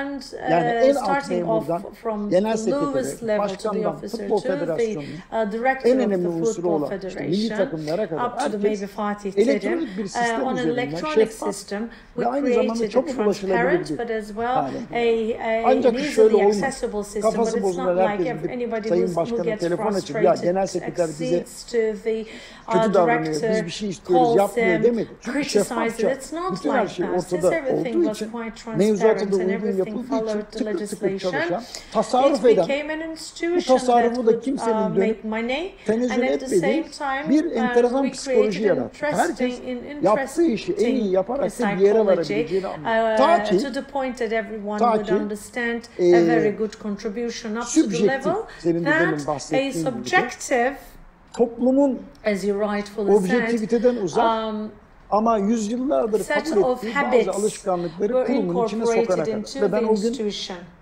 kurumdan ayrılmak çünkü baktım ki şöyle bir kayırma demesem de aynı hakkı kavuşmak üzere büyük bir çaba gösteren kişiler arasında senin dediğin gibi Kant'ın çok güzel tanımlamasıyla sevdiği kişiye iltimas gösteren bir üst yönetim anlayışı oluşmaya mesela ben Altınbaş Üniversitesi'nin Güzel Sanatlar ve Tasarım Fakültesi'nin dekanlıkını yaparken hakikaten karakter olarak anlaşamadığım çok hoca var. Fakat bu kişiyle öğrencilerle arası çok iyiydi ve öğretme seviyeleri de evrensel standartların hatta üzerine de çıkmış olduğu için kişisel problemlerini bir kenara bırakarak etik ve ahlak içerisinde davranmaya gayret ettim. Bir dediklerini iki etmedim ama hep mevzuatın içinde. Şimdi dediğim çok önemli bir cümle. Mesela Güzel Sanatlar ve Tasarım Fakültesi buna önemli örnek. İlhamın mesaisi yok. Yani demin hani ödev ahlakını bir Güzel Sanatlar ve Tasarım Fakültesi öğretim üyesi görevi ders anlatmak ve söz konusu dersi anlatırken de kendi sanatını derc etmek için fakat sair zamanda da gelen ilhamla sanatını. Şimdi sanatın mesai saati olmadığına göre sanatın saatinin ne zaman gireceği belli.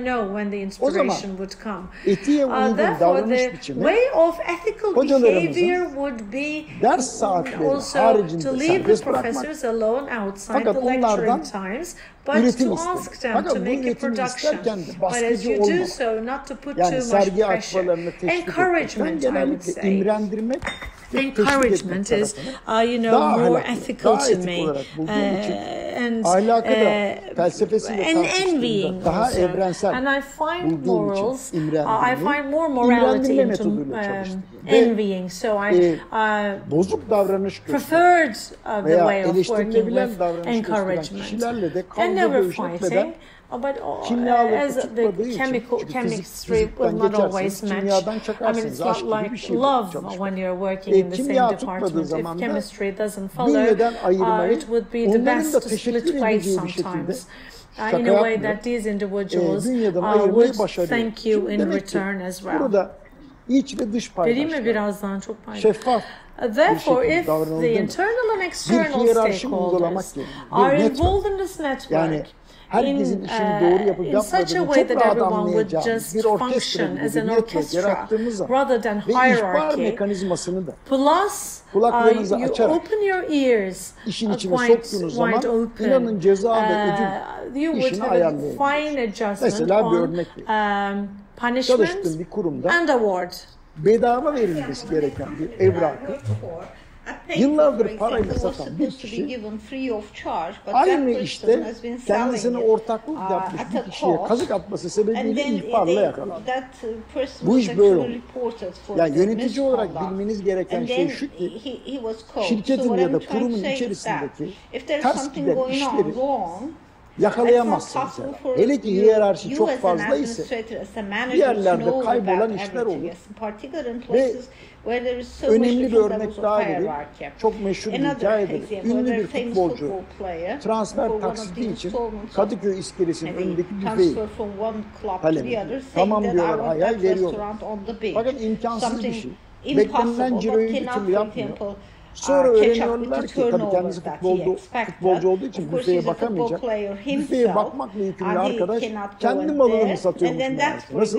Şimdi kendi malını sattığı için otomatik olarak yani maldan da eksilme olmuyor değil mi? Gayet ahlaklı. Yani maldan eksilme yok. Ciro az ama adam kendi malını satıyor. Bu etiğe aykırı. Yani toplumun kabul ettiği şey hırsızlık değil. Adamdan hırsızlık yapmıyorum kardeşim. Ben senin mecranı kendi malımı satarak kullanıyorum. Şimdi bunun suç oluşturup oluşmadığı, kanunda yeri olmadığı belli. Yani istediğin kadar dava aç o zamanlarda. Yani bunun etik dışı bir davranış olduğunu ispat edersin sözelde. Fakat bunun kanunda karşılığı yok. Demek ki kanunlarda her davranışa bir ceza üretecek durumda değil. Şimdi bu gördüğünüz davranış çok enteresan bir davranış. Yani bugünkü tabii tıp ticaret kanunlarında stok girişleri, çıkışları vesaire bunların hepsi derc edilmiş olduğu için milyonlarca ondan sonra örneğin yarattığı acı sebebiyle ondan sonra yaşananlar sebebiyle tabii ki bugün bunlar ispat edilebilir. Ama o zaman ispat edilemiyor. Nasıl ama bak muhteşem bir örnek. Yani bir, kendi kurumunda çalışan bir insan kendisiyle haksız bir paylaşım içerisinde olan arkadaşa kazık attığı için onun ihbarıyla yakalanıyor. Nasıl anladın? Şimdi bunun sorgulaması nasıl olur? Bunun sorgulamasında öfke hiç göstermiyor. Onu çok net söyleyeyim. Yani bizi seyreden etik ve itibar değerli üyelerimden genç arkadaşlar varsa Yalın Üstad biliyor ben disiplin savcılığı ve disiplin müfettişi rolleri yaptığım için yani disiplin savcısı müfettişin raporlarını inceler. Disiplin müfettişi de olayı inceler, sorgular. Bununla ilgili bulguları yaratır. Sorgulama esnasında ya da delil toplama esnasında asla bir öfke ve demin Yalın Alpay'ın söylediği gibi Kant'ın söylediği örnekten yola çünkü bir duygu besleyerek bunu yapamaz. Çünkü olayda bir vaka var.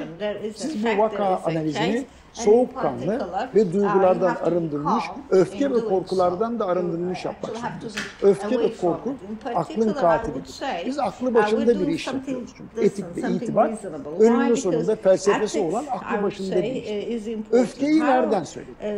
Zaten kafanıza taktığınız bir insandır. Ha şimdi yakaladım derseniz o sizi yanlış yere doğru götürür. Ama tam tersi.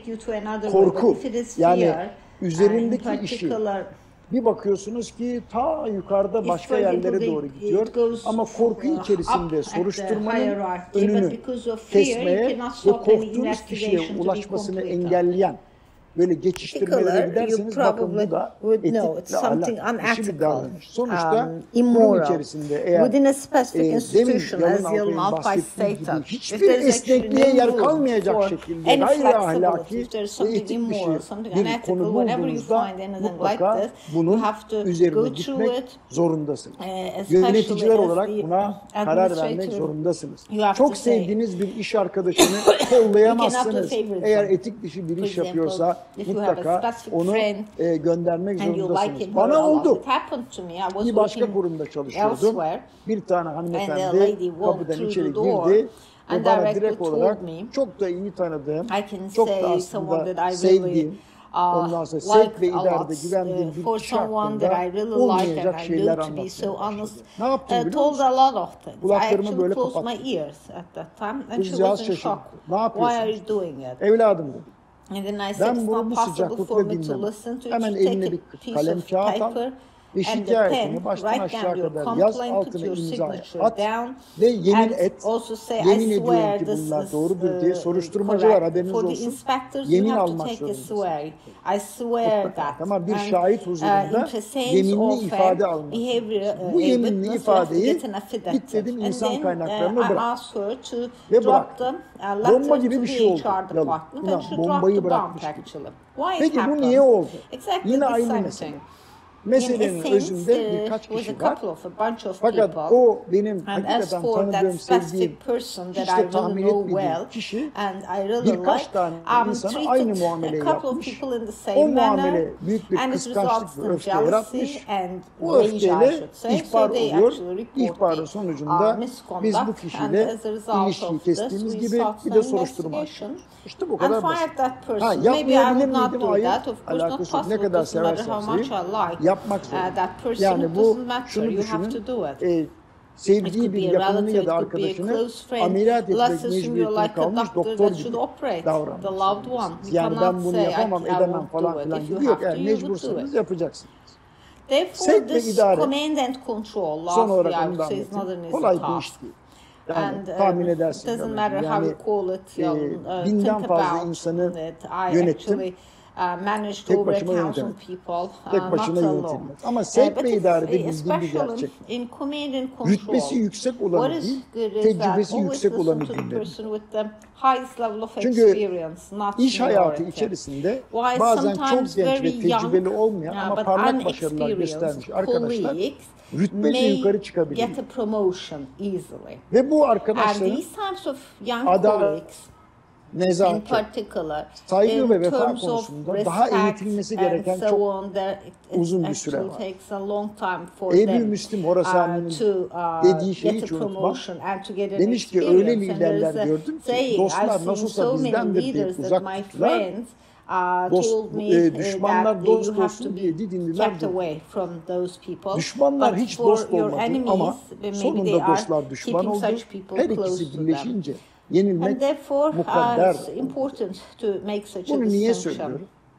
Sevk ve idarede daha evvel beraber zorlukları aşmış olduğunuz kişileri devre dışı bırakırsanız size istihbarat kesilir.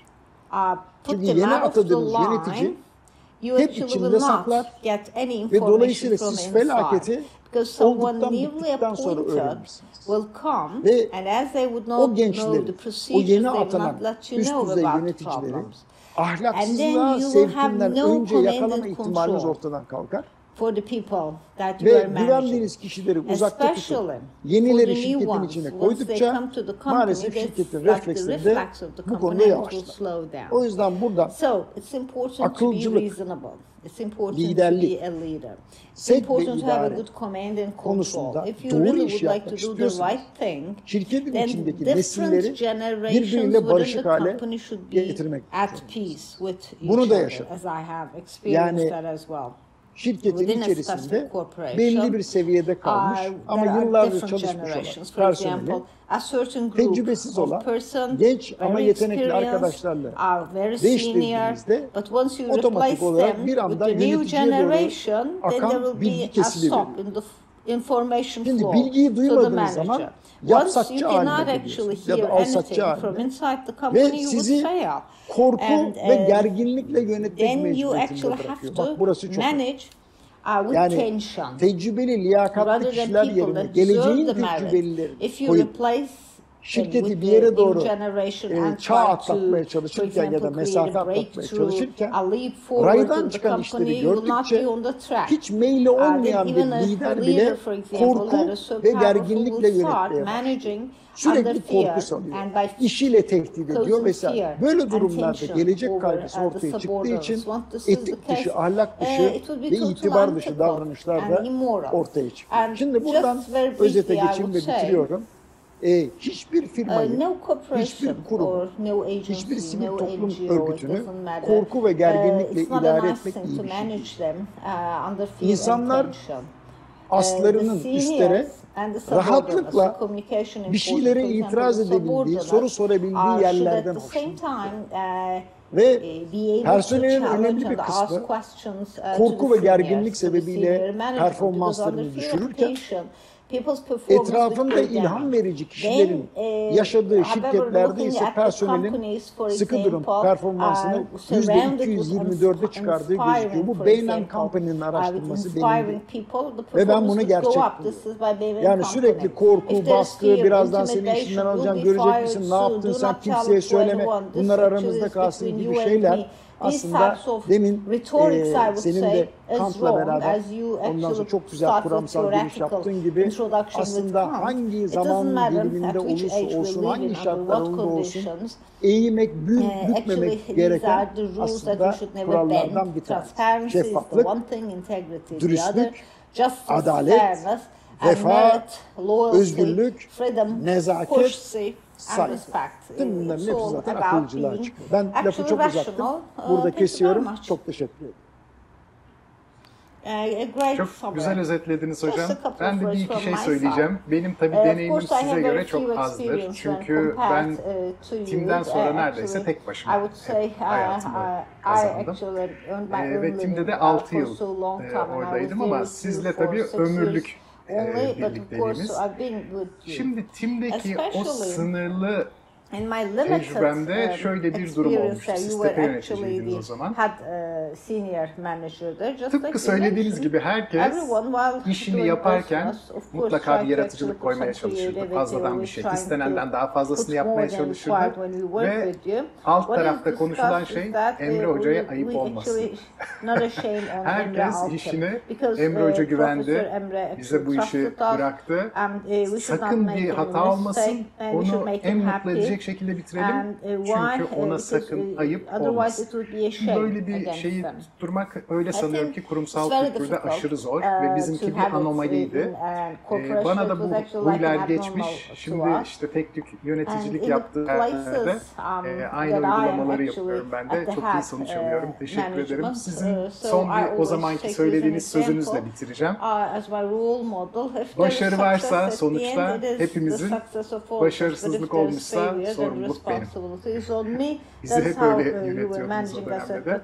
Hocam ağzınıza sağlık. Çok teşekkür ederim. Ben teşekkür ederim. Thank you very much for this promising talk to our distinguished professors. Now we'll move to the moderator of the second panel, and I will give the floor to Tayfun Zaman, the working group leader of the Society's Third Party Ethics and Compliance. Thank you very much. Actually, after this nice lecture full of intellectuals, once again back to our agenda. Hüseyin Bey'in konuşması I listened to Hüseyin's talk and it took me back to the foundation of the Society of the Multinational Companies, BRD, or the World Bank, so many imperative rules set by those agencies. So as to know about the best practices, we were actually going abroad and try to share the experiences. Now we have just left the 11 years behind us. Now we have our own internal dynamics. And at the same time, several compliance programs can well be designed. And we are all together with some Turkish companies that are very good at compliance, and from like in America, Canada, Germany, as you all know, these are the markets with very strict rules of compliance. And we have again an important corporate and also at the same time the highest public again company in the stock exchange from Mavi Jeans, the law and compliance director Tuğba Pekin is with us. You're actually publicly offered in both countries at the same time, like part of a major holding, but acting like a holding on its own. Atike Kökbudak this time from Kortsan, the senior law and compliance consultant. Now, you know, third party risk management would also be a part of our panel, but especially for the companies that have decided to have a compliance program but were at the baby steps especially. We just would like to have a talk with you, and then so we are offering you the experienced people like the senior. We'll have three stops. At the first round, programın ruhundan bahsedeceğiz. Yani programın compliance ardındaki program, the şirket company değerleri, values, şirket the ilkeleri, kurum culture, kültürü, sürdürülebilirlik like the ilkeleri rules gibi of tabi again, olunan mevzuatın sustainability, çok most of the ötesindeki dynamics dinamiklerden beyond the bahsetme fırsatımız legislation, I would olacak. say. At the second İkinci topic, durağımızda, second ikinci round, turumuzda programın moving mekaniğine towards doğru mechanics gideceğiz. of the compliance Programın program, temelindeki especially operasyonel ve hukuki risk the yönetimi operational öncelikleri, risk management üst ve for orta the kademe mid yöneticilerin and sahiplenme ve the ortak senior olma managers, reflekslerinin tüm what they şirkete are ve doing, tüm how they are iştiraklere going to yayılması için culture yapılanlar to the company. And at the ve third üçüncü stop this durağımızda, time, third round, üçüncü turumuzda, we will üçüncü move to taraftan your relations with your doğru third yöneleceğiz. parties. Şirketlerin değer zinciri risk especially in yönetimi the field alanında of iş etiği risk management, kültürlerini what you're tüm doing it, paydaşlarına yapmak üzere, what you're doing to deploy it to your third parties. From the Distinguished panelists, we'll listen to that. I don't want to take too much of your time, and let's give the first floor to Tuğba. Mavi Jeans. What is the spirit of the compliance program? What are the underlying conditions? What are the rules of sustainability for you? Let's start. Çok Thank you very much for your Giriş için de nice çok introductory teşekkürler. words. Hope it will be a Keyifli bir nice sohbet panel olmasını for diliyoruz. all of us. Mavi jeans. Mavi de Speaking about Mavi jeans, actually, quite actually young company, and compared to the level that Mavi reached, I would say, quite fast advancing and developing company, and adopted very easily, I would say. In 1996 started as a family company, then in 2008 started a fund, and the fund acquired 51% of the company. And then just like the other similar funds, they exited. But they exited not only by selling the company to others, let's come together and let's go public. At the end of 8 months, if I'm not mistaken, after Pegasus, I mean 4 or 5 years after Pegasus, again public in the stock exchange. After Pegasus, at quite a high rate, as you mentioned, 73% is publicly owned. As you it's quoted in the stock exchange. So first family run, then to the run by a fund, and then back by the family as well.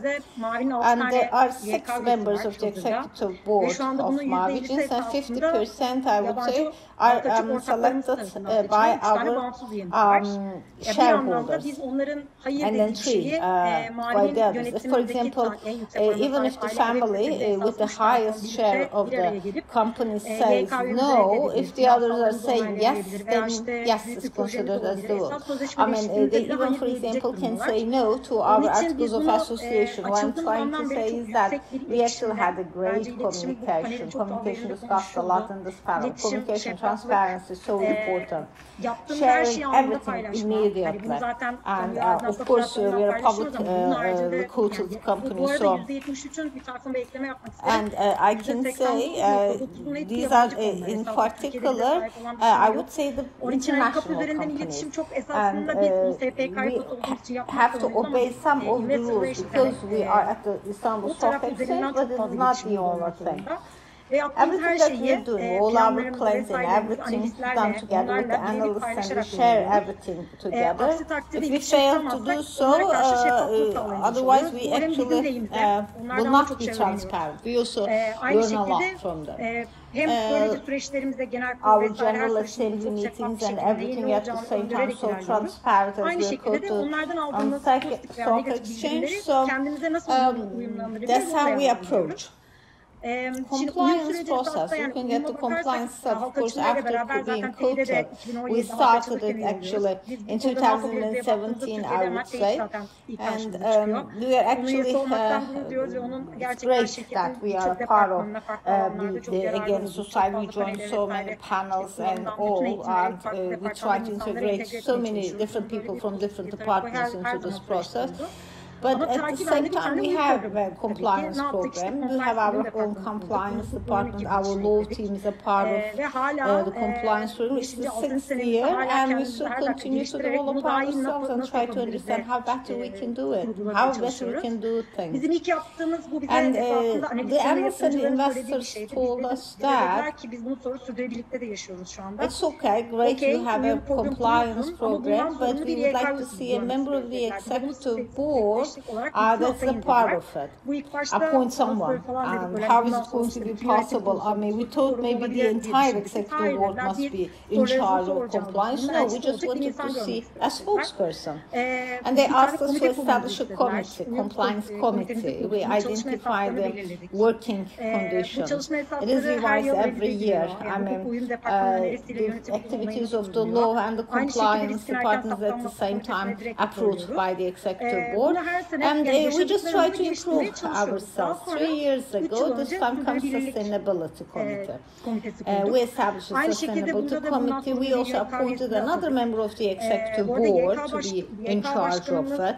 And our head of the executive committee is at the same time one of the shareholders, which is a good thing. At the same time, an independent member is a part of this. With the rights of the related parties are better reflected. And so as to avoid any negative impact on this, having an independent member is much better. As you all know, in particular, these are the things that are discussed a lot. Not only it's okay, before you're quoted on the stock exchange, everything is thoroughly analyzed, but the same, it's also monitored all the time. So always our rules are over the capital markets agencies' rules. In sustainability, I would say, of course, some of the major suppliers are related parties, so it is much more delicate for us, and therefore for our investors, for our stakeholders, we always get their opinion while working with this. We believe in the power of surveying. For our employees, for the third parties, for the universities, when we send surveys and questionnaires, what their expectations from margins is, we actually mapped it, because there are so many things that is no full match. As I told you, we believe in the power of questionnaires, and we use them a lot in talking to our stakeholders and so on. Of course, we always wish to have a solution partner in all our works, but once we have such surveys and questionnaires, it's also much more transparent for the executive board as well. And then for compliance, what else? Even there are some things that you miss from time to time. There's diversity and inclusion. Initially, we started at the executive board. As I told you, 3 of the members are independent, and we have 33% of women membership. 3 members of the executive board are total from a different industry. 1 at the marketing department, marketing director of a very major multinational company. So diversity is so important to us also. Catering company, the CFO of another major catering company at the same time as the independent member of our executive board. What is important is actually to recruit very successful people and include them in our executive board. Try to be much more inclusive. That's the policy that we have. And this is also something inclusive, to have an inclusive and diverse executive board, which is something important. And we can observe all the positive implications of this step by step. That's how we observe it. And at the very first establishment, as you all know, that is the rush of the Turkish people. Tuba, I have to interrupt you if you allow me, because at the second round you will actually have the chance to discuss more about your experience. So let's leave it to the second round. But for the first round, maybe just to sum up what you mentioned independence is so important. You have actually touched upon good governance, and especially in places where there is poor governance, not possible to talk about compliance, especially compliance programs should always be backed by the senior management. The other thing is the international investors and the corporate investors that you mentioned. So you're saying that your compliance program is also very helpful so as to attract foreign investors. Thank you very much. If you allow me, I will move to Atike. Let's also ask Atike about the spirit of the compliance program. Of course, then we will get into the details about your specific experiences. Thank you. Yes, please. Atike. Hello. First of all, Portsap is a very sector-specific company. And let's start with Corsa is actually producing the cord, especially that keeps the tire, the cord cloth that keeps it for polyester and nylon as well. In 1973, firstly established. Then comes the year 2000, and the United States had a technology transfer with DuPont, turned into a global company. Until that time, had a global vision as well as a company, but after having so many subsidiaries at different countries in the world, after this merger and acquisition, tried to adapt to the culture there, especially for the compliance of the ethical values and so on. I would say the first adventure of Corsa started there, maybe not aware at that time.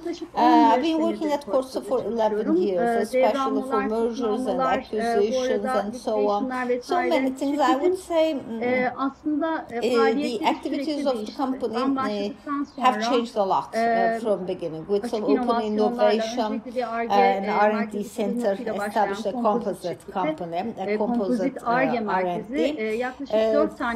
with 4 investments in the US. That is a new business line, and then turned into a bigger business line for construction, construction reinforcement materials. So many investments, as you mentioned. I would say turned into a holding on its own.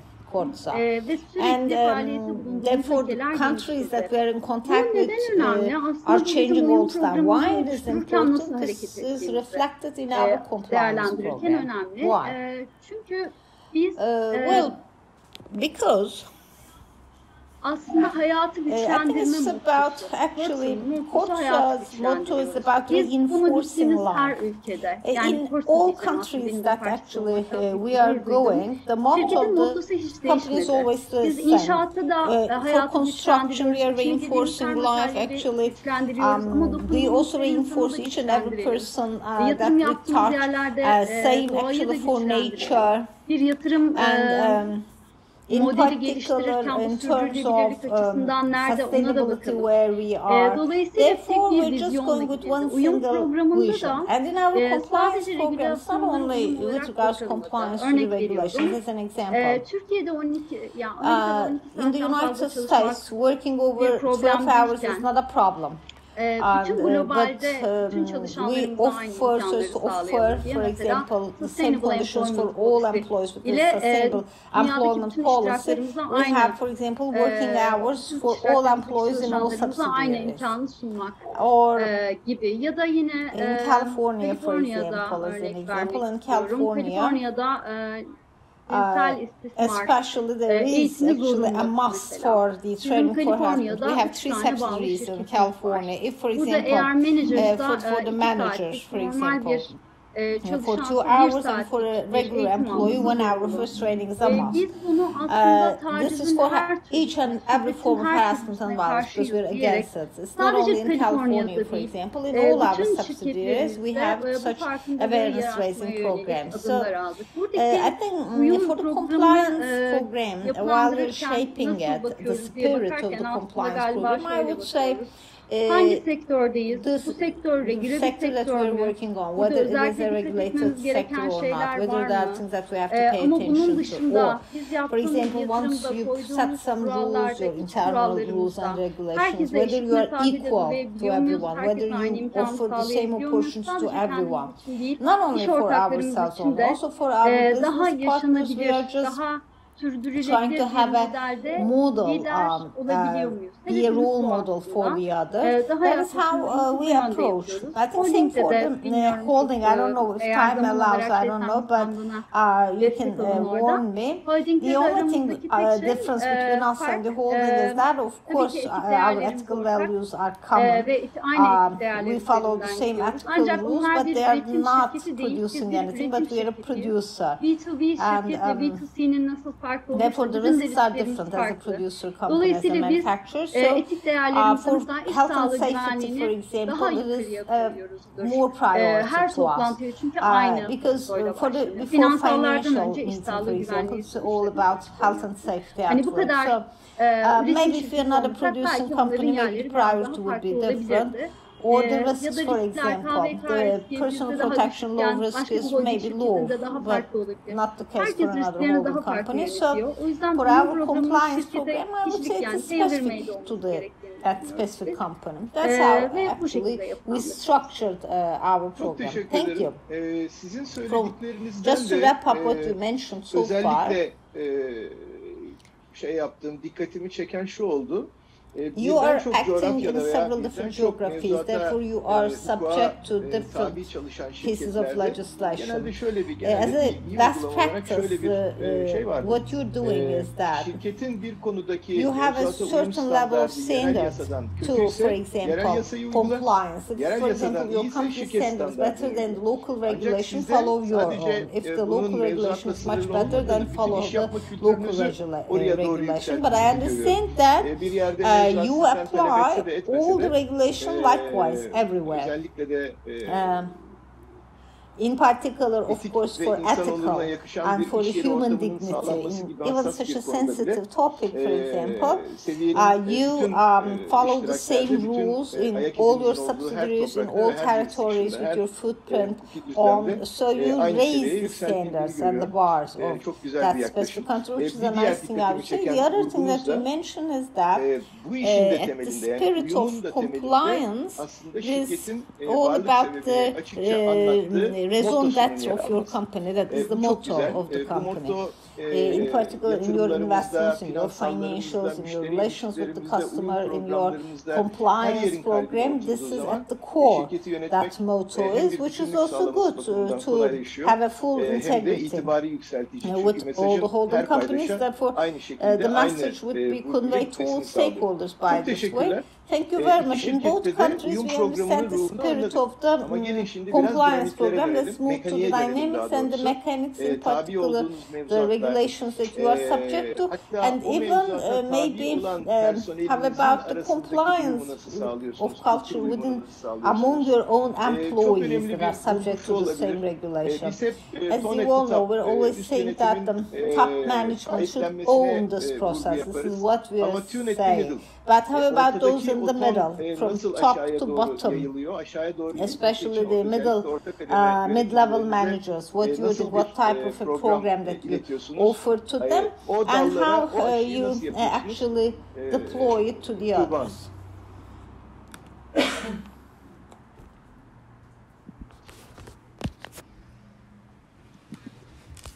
Çok pardon. It's all about educating people. I think it's our most important power, strength. Now we're able to provide 50% more training than before the pandemic. And it's just our team. We have some dedicated compliance officers, and of course we have a big customer data, and it's a risky field for us. In this respect, all the departments are using this data. Mavi.com is going through a lot of data, and data protection is an extreme concern for us in that platform. So as to make sure that the customers do some online shopping really with no concerns. A dedicated team is working, and we have appointed some compliance ambassadors.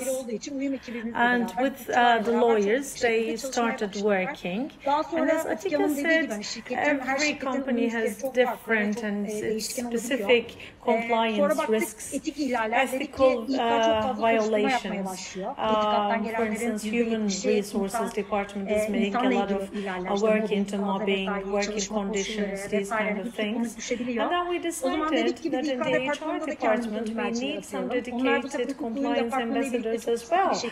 They should just tell us and be properly educated as to what same level of or unified level of work into this can be done. Therefore, we need a single portal to follow this, and we started off with this target. Actually, as you give responsibility to different departments, it's true what you say.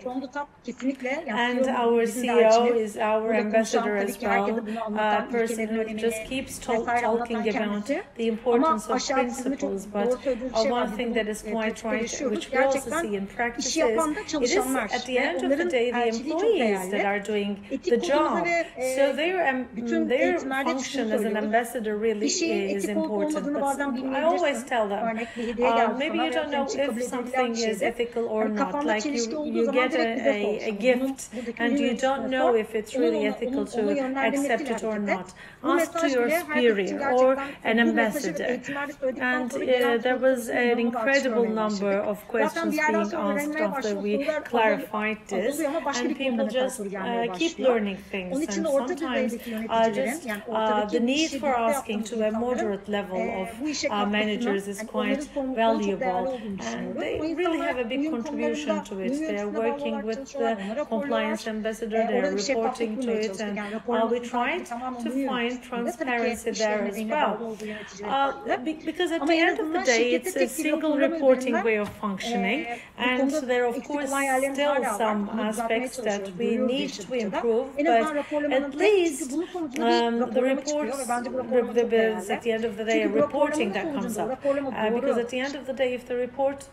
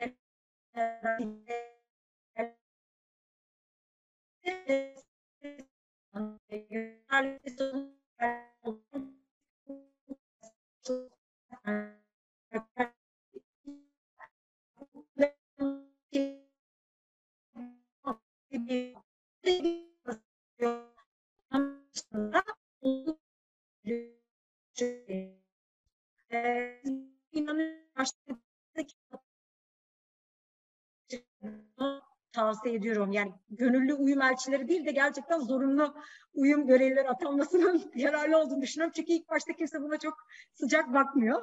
Ama sonra yaptıkça herkes bir şekilde öğreniyor ve gelişiyor diye düşünüyoruz. Çok teşekkürler. Çok değerli. Thank you very much for sharing with us your experiences. The leaders of the compliance departments in the companies or the compliance officers do not yet have a specific experience on that. Like, for instance, they are coming from other professions, and you are lawyers. Most of us are different professions, like accountants. So we have a background, each of us, and we have a specific field of expertise, but the correctly positioned compliance officer aims at orchestrating people. You're playing the piano, and there is the violinist, but the company is like a big orchestra, and you are in the position of a maestro for that orchestra. Therefore, the department leaders must fulfill their tasks properly, so that the risk management profile of the company is harmonious. At the end of the day, the compliance priorities need to be injected properly to all the departments simultaneously. So it's an important aspect and a responsibility you have assumed, a compliance ambassador profile.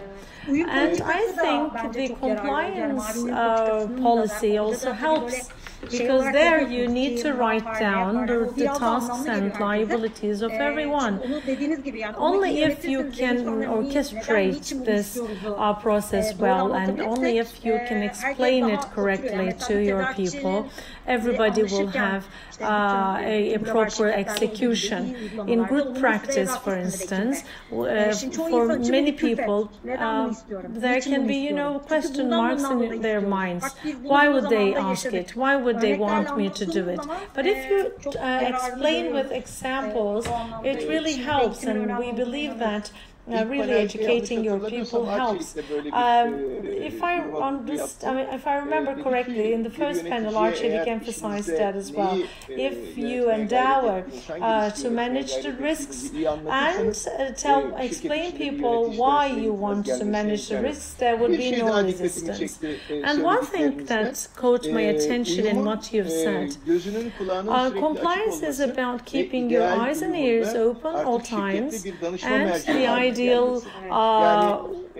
way of working has always become a tradition. If you come across with a dilemma, the first person that I need to consult with must be the compliance officer. So if this culture really settles in a given company, all the dilemmas at the point of decision making would be avoided, and as much as possible, correct decisions will be made. Now, today we are speaking about relations with third parties. Some companies, in their relations with the suppliers and dealers or customers, want to also concentrate on this as a priority. And now, from your perspective, in relations with the suppliers, and we can regard this relationship as you can also outsource your business from others, but not risks, So as to avoid these risks, what kind of systems do you have in place in your companies? I'm running fast, but I forgot to give floor to Mrs. Kökbudak. Sorry for that. I am an experienced moderator, but how can I forget? Going back to the second round, I also want to ask you the dynamics and your perspective for education. What have you been doing for spreading this understanding in your corporation? And it happened because you're an experienced moderator. I had a disconnection just on the way, so I managed to come back. Thank you very much for welcoming me back again. To make the compliance culture more widespread, what have we done? Yes, compliance is not as a known subject as general law. Is it only the responsibility or the job of the lawyers? Actually, we had hard time explaining to our people what the job of the compliance officers must be. We thought that for many years we have a very well-regulated compliance policy, but we talked to people in the United States, and then we realized that to have a global perspective in the compliance policy, it wouldn't be possible for you to think outside the general laws of a particular country. The policies or the corporate companies must be subject to the parent company's policy evolution as well.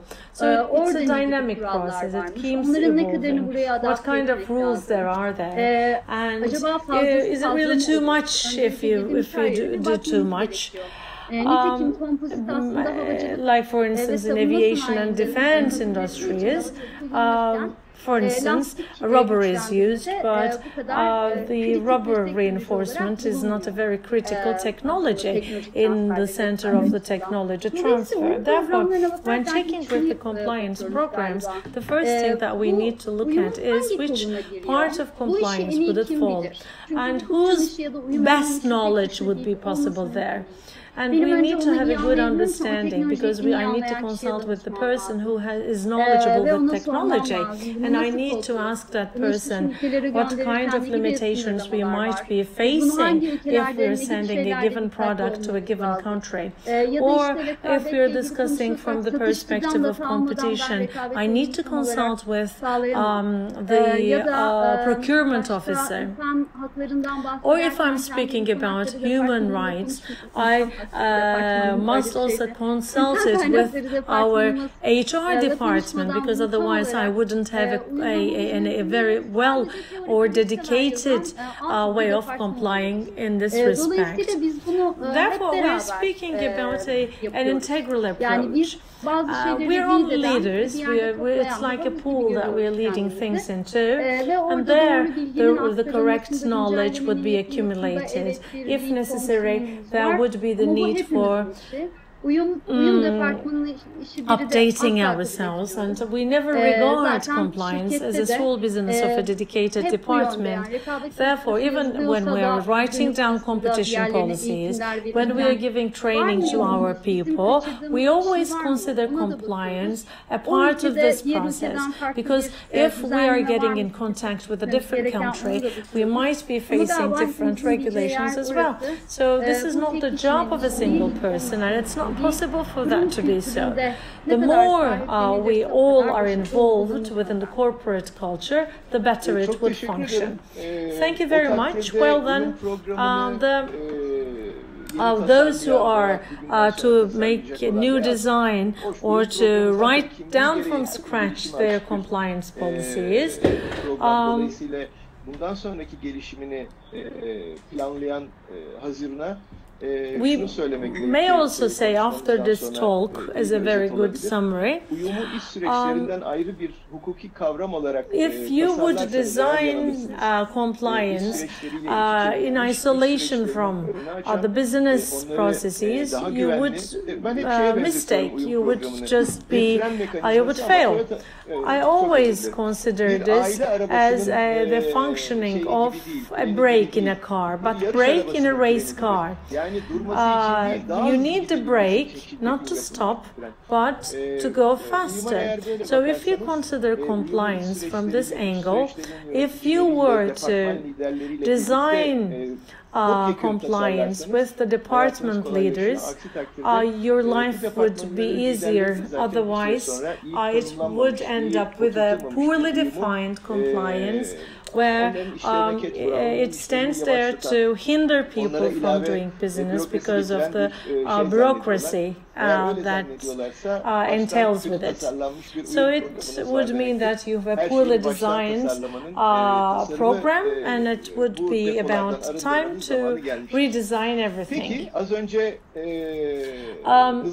Now, coming back to the third parties thing. You have a very good corporate culture, really makes sense, and at the same time the culture makes it possible for you to have an effective way of doing business. It then also incorporates internal legislation, but how would you reflect it to third parties? Third parties are essentials to what we do. The biggest third party we have is the suppliers and the dealers. Mavi is not manufacturing itself and is completely buying externally. It's outsourcing its production, and this way 83% is through manufacturers in Turkey. In average, 80% of what we sell is from suppliers in Turkey, and the rest from abroad. In the past, the balance was not as such. We had Bangladesh, China as well. where we outsourced with, but as we imposed the program where we had to work quite closely to our procurement team, it is really very difficult to make audits over there. And it's not realistic because there would be always intermediaries. It's not only us, of course, but they also should be involved in this auditing. Price, financials, accessibility, compliance, quality, everything involved. And at that very point, we decided that we can manufacture the same product with the same quality in our country because we can have a better communication, a better audit. We can check whether they're adhering to our rules, and also it's definitely a big contribution to the local economy. In Bangladesh and China, we have some suppliers in 15%, but other than that, it's all of them are in Turkey. And the general procurement rules are written down because all the rules are also supplied externally. And at the same time, supplier code of conduct is written down as well, and it's available to everyone in our own website. We have some red lines, 11, 12 principles, but within ourselves, as we did the works with the suppliers, we have red cards. Of course, I'm sure that every company would have their own priorities. I mean, the first two are the red cards. If anyone gets into that act, they should be stopped, working with. But it's not sometimes to stop working with someone, but also to make sure that they would correct their misbehavior as a social responsibility. If somebody just asks you an untoward thing, would you stop seeing him, as discussed in the previous panel? So we would expect to raise awareness as well if this falls into the red cards as well. The biggest target we have is to share our suppliers to everyone on our website. Actually, this is somehow like an advice to the other companies. These are reputable companies and you can work with them as well. It's really a big target for all of us. I think it's worth working on. And it would also feed in transparency. By announcing good suppliers, we can also show them as role models. So at least we would have some criteria at the equal level for everyone. And we're excited about that. We have the ethics line. This is like a hotline that is not open, that is not available to third parties. And our aim as of the 1st of January is to make it available for third parties, because if someone needs to have access to us, they will reach out to the ethics officer, the compliance officer, and we know that it really matters to have a integrated hotline for everyone. So basically, this is what I can say, and we also are running some forms for all suppliers. Since we have too many suppliers, we have too many dealers, but the interesting thing about dealers is this is something that drew my attention in other companies. As a customer, if you walk into a store, it's really your capacity to understand whether that store is the dealer or, your own store. We want our dealers to follow our ethical rules as if our own store. So we need to make clear to them the ethical principles. We need to make sure that they know how to follow the ethical principles in their daily works. These two networks, both the manufacturer and the dealer network, comprises a big part in our structure.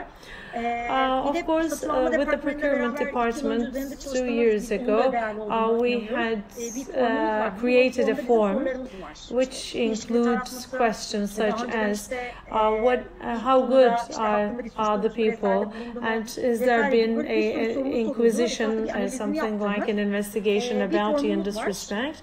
We expect the suppliers to fill in and undersign that form. Therefore, it is only possible to have suppliers working with us only with the approval of the form, especially together with some commercial forms. They will be subject to approval if they want to continue working with us in the long run. Digitalization is extremely important. In all the systems, everything, including the approvals, are online. Even the lawyers are not in the position of signing papers. In this big global world, it's not sustainable to keep everything on paper. Also, for respecting the environment, we need to respect the digital platforms. We always consider it quite valuable to follow data as an integrated whole. So we are aware of our failures, and we are always in search of new solutions for adaptability. I think it would contribute to adaptability to effective use of data as well. Because this data is beyond our control.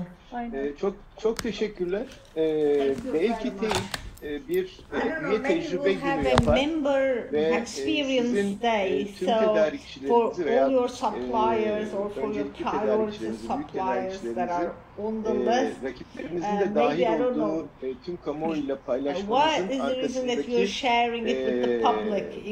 fayda tespitinizi ve tecrübenizi dinleme fırsatımız oldu. Ben bunu ilk defa 8 sene önce HP'de duymuştum. Civat ayında nereden aldığını, rakiplerin de dahil olmak üzere herkesin görebileceği bir ortamda paylaşıyor.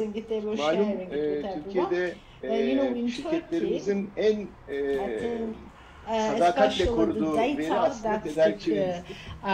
Turkish people are actually being so loyal and keeping as a secret the suppliers, so that's what we're doing is something totally different. So maybe we can actually organize another panel, a forum to discuss what you're doing and why you're doing it. Atike Hanım aynı konuda on the same topic back to you. Bütün üçüncü And of course we are speaking about all our third parties in here. As a culture of courts, so what you're doing so they got Koçsaz culture. Actually, to summarize it so well, I'm not sure if there's anything more to add on the top of this, but maybe I can give you another example why. Because I think we are a leader at that aspect. We are from something different. As for the contracts, supplier, audit and so on, we're also doing our best, but we thought what we can do any further. We had an R&D project. And especially for reinforcing the rubber used in the tires, there are certain chemicals that are used. And just eliminating the use of these chemicals for the entire industry. And quite a challenging project that our R&D team worked for many years, and it succeeded. Actually, it helped the world to be better for the future of the environment. And we shared it with Continental, the patent at that time. It doesn't matter that we invented it. I mean, also the tire manufacturers should be using it if you would like to protect the environment. We started a joint development project together, and it resulted in perfectly well. Two companies, how well attached they are to the ethical values. It's all about first environment. And for the first time ever in the world, we actually had such a joint patent and royalty-free patent, by the way, which is so important for compliance. I am free of charge transferring the technology. Ask the competitors as well. You can use this as well. So this shows how big compliance is, if you're asking me. Ve biz bundan her iki şirkette kar elde etmemeyi ve rakiplerini de aslında buraya bir an evvel getirmeyi tercih etti. Bunda biz Almanya'dan başka bir patent şirketiyle anlaştık. Teknolojiyi verdik, patentler vesaire. Ve şu anda biz de bir pool'la mesela. Yani rakiplerimizle aynı yerdeyiz. 20 yıl boyunca onlarla aynı yerde olacağız. Ve burada aslında üçüncü kişilerin de sizin değerlerinize ulaşması için ne yapabilirsiniz dediğinizde benim galiba içinde olmaktan en büyük, gurur duyduğum proje oydu. Yani buraya kadar gelebiliyorum. Volvo'nun zamanında işte bu umarım doğru hatırlıyorumdur. O zamanki şeyi hatırlıyorum. Royalty free patent verme konusunda mesela seatbelt'lar için Volvo derneği yapmıştı. Bu anlamda aslında etik değerler gerçekten üçüncü kişilere de bu şekilde yansıyabiliyor galiba. Valla etik ve şeffaf bir şirket nasıl olur bana 3 maddede söyle deseniz ikisini söylediniz zaten. Bir tanesi patentini kuruşunu senelerce para ve zaman harcadığı, emek harcadığı entelektüel varlığını paylaşıyor. Öbürü kapasitesini yükselttiği ve kendi elinden geçme güvencesini verdiği tedarikçilerini paylaşıyor. Söylemerek üçüncüyü valla aklıma da geldi. Yani başka bir panelde gene tahmin ediyorum sizlerden dinleyeceğiz. We'll find the third together. We have very little time left and there are too much questions between us practical questions. I'd like to ask the questions together. İki soruyu bir arada soracağım ve fikrinizi almak istiyorum burada. Aile şirketlerinin diyor birinci soru, kurumsal yapıya dönüşümleri sırasında etik ve uyum konularında önerileriniz neler? Bir aile şirketinin kurumsallaşma süreci içerisinde uyum programının önemini tahmin ediyorum soru. In family businesses. And the second question, daha enteresan, özür dilerim, daha enteresan değil, en az bu kadar enteresan bir soru. Etik iş yapmanın şirketlere kısa vadede ne gibi bir katkı sağladığını düşünüyorsunuz? Üst yönetim bu konuda nasıl ikna edilir diye soruyor. Şimdi sizlerin tecrübesini ben biliyorum ki üst yönetimi ikna etmek zorunda kaldığınız bir ortamda yaşamıyorsunuz. Ancak bu da piyasamızın bir gerçeği. Bu bakımdan gelin bu iki soruya birlikte cevap arayalım. Ya üst yönetim açıkçası hani ben başım isterseniz hani üst yönetim ya dediğiniz gibi hiç böyle bir problem yaşamadık. Hatta hani bize vizyonerimiz direkt koymalar. Öyle bir tecrübem açıkçası mavi özelinde benim olmadı. Sadece şunu biliyorum, işi profesyonelleri bırakmak bence çok değerli. Yani bütün aile şirketlerinde böyle olmadığını biliyoruz. Dünyada da çok iyi global şirketler var. Yani bizim sektörümüzde H&M mesela aile şirketidir, hala da aile şirketidir ama Türkiye'deki, dünyadaki en iyi kurumsal alanında en iyi şirketlerden biridir. Onun için aile şirketi olması demek kurumsal olunca anlamına gelmiyor. Önemli olan bunu doğru profesyonellere, yani mağdaki tecrübemizden öyle bıraktığınız zaman, teslim ettiğiniz zaman doğru yola bir şekilde zaten ulaşıyorsunuz. Doğrudan çekilmeniz anlamına da gelmiyor. Orada varlığınız devam ediyor. Ama bunun profesyonel hayatta çok güzel bir dengede girebildiğini ben kendi tecrübemde en azından görmüş oldum. Birinci soru neydi? Tam birinci soruyu bir alırsam. Uyum fonksiyonunun aile şirketlerinde kurumsallaşmaya olan etkisi. Orada da ya en başta da zaten orada başladım. Bence yönetim konusundaki çeşitlilik ve kapsayıcılık çok önemli. Yani bu Türkiye'de çok yeni duyulan bir kavram. Biz şeyi yazarken, yönetim kurulunda çeşitlilik ve kapsayıcılığı yazarken tabii ki bir benchmark yapıp dünyadaki örneklere baktık. Board diversity dediğimiz şey. Çok fazla örnek gördük. Türkiye'ye girdiğimizde bunu yayınlayan biz hiç kimseyi göremedik mesela. Çok şaşırdık. Yani bize ilk geldiğinde nasıl yani? Biz buna geç kalmışız gibi hissediyoruz ama burada şey var tabii dünyadaki örneklerde şeye bakıyorsunuz. Her kurum çok farklı. İşte orada direkt şeyler giriyor. Etik, renk. Dünyada esasında başka bir problemler var. İşte aynı anda farklı kültürlerden, farklı etik kökenlerden, dinlerden insanların olması var. Türkiye'nin başka bir problemi var. Yani Türkiye'de dünyada da kadın var ama kadının çeşitliye katkısı. Onun dışında işleri işlerinde bizim alanımızı yapmayabilirler ama işlerini yaptıkları işte çok iyi olan insanların bu şirkete katkısının doğru değerlendirilmekte. Yani o sentezlerin birlikte gelmesinin çok yararlı olduğunu düşünüyoruz. Zaten yönetim kurulları çok uzun seçilmiyor, 3 yıl seçiliyor ve 3 yılda zaten o ekimin mutlaka değişmesi gerekiyor. Çünkü şirketin öncelikleri ve hedefleri de değişiyor. Çünkü dünya değişiyor. Onun için hani yönetim kurulundaki çeşitlilik ve kapsayıcılığın çok değerli olduğuna inanıyoruz. Aynı şekilde zaten şirket içindeki çeşitlilik ve kapsayıcılığı da aşağı doğru inmeye başlıyor. Hani bunu şirketle şey yapabilirim. Hani pratikte gördüğümüz için değerli olduğuna inanıyoruz. Çok teşekkürler. Atike Hanım? Ben meslek hayatımda çok yerde çalıştığım için 10 yıldır buradayım ama öncesinde daha farklı tecrübelerim serbest çalışma tecrübem de oldu. Aslında o yüzden hepsini birlikte düşündüğümde aile şirketleri ya da kurum aile demeye de gerek yok aslında. Kurumsallaşma sürecinde çok ilerlememiş bütün şirketler için aslında. Benim gördüğüm en iyi uygulama erkekler ayrılığı gibi. Yani etik şikayet mi yapılacak? Herhangi bir şey ne kadar çok insan, çok kurumsal olduğundan emin değilseniz, herhangi bir politika vesaire oluştururken ne kadar çok insan görürse bunun ortadan bir gün kaybolmaması o kadar azalır. O yüzden ben kişileri yani tek kişiye bağlı olmaması, kişiden geçmemesi. Çünkü herkes insan. Hepimiz insanız. Birden fazla kişi olursa daha çok göz görecektir. Ve burada aslında gerçekten belki o kişi çok iyi şimdi ama yarın kim olacağını bilmiyoruz. O yüzden aslında birden çok etik kurullarda da mesela sadece uyum departmanı değil, aynı anda işte insan kaynakları ya da işte denetim bazı şirketlerde öyle, bazı şirketlerde bu işte daha kişiye göre yani ne kadar çok insan görürse bence o kadar ilgili olacak şekilde ve gizliliği muhafaza edebileceğiniz şekilde. Benim galiba en iyi gördüğüm şey o. İkinci soruda da etik işletmenin şirketleri kısa vadede ne gibi bir katkı verdiği. Evet burada kar baskısı varken tabii ki ikna etmek çok zor.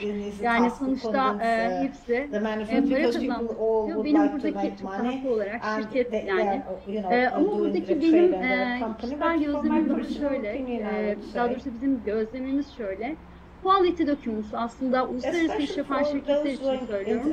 Kalite dokümanı diye gelen dokümanlarda çoğunlukla aslında spesifikasyonlar vesaire olduğu düşünülüyor. Bu bazen bütün departmanlarına gitmiyor bile.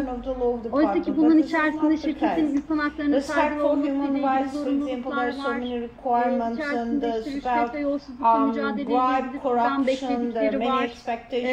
Yani Avrupa'da ve Amerika'da iş yapabilmeniz için artık zaten bunlara kısa vadeli derken bunlar çok immediate. 2021'de Almanya'da mesela tedarikçiler için şu an bu mevzuat yayınlandı. Avrupa Birliği'nde yayınlandı. Bugün Türkiye'de çok gündem değil ama en çok 2 yılı var. Dolayısıyla biz ikna etmek durumunda olsaydık ben galiba şuradan başlardım. Şimdiye kadar bu belki bir seçimdi ama artık çok da değil. Hazır olmamız lazım. Çünkü artık herkes zaten biz doğru olmazsak burada yol alamayacağız. Lokal bir şekilde olarak gideceğiz ve dünyaya açılamayacağız. Galiba ben iktidarın ikna etmek durumunda olsam böyle başlardım.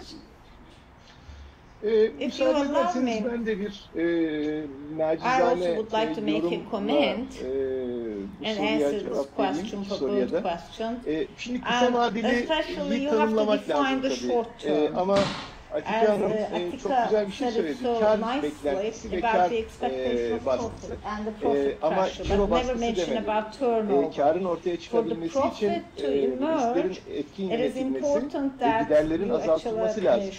Şimdi bir uyum programı tabii işin içine etikle girdiği zaman ve yolsuzlukla mücadele gibi şirketin sorumluluklarını anlatan baskın konular konuşulduğunda patronun kulağına hep veya yöneticilerin kulağına hep şirketin sorumlulukları alanına ilgilendiren bir risk yönetimi disiplini gibi geliyor.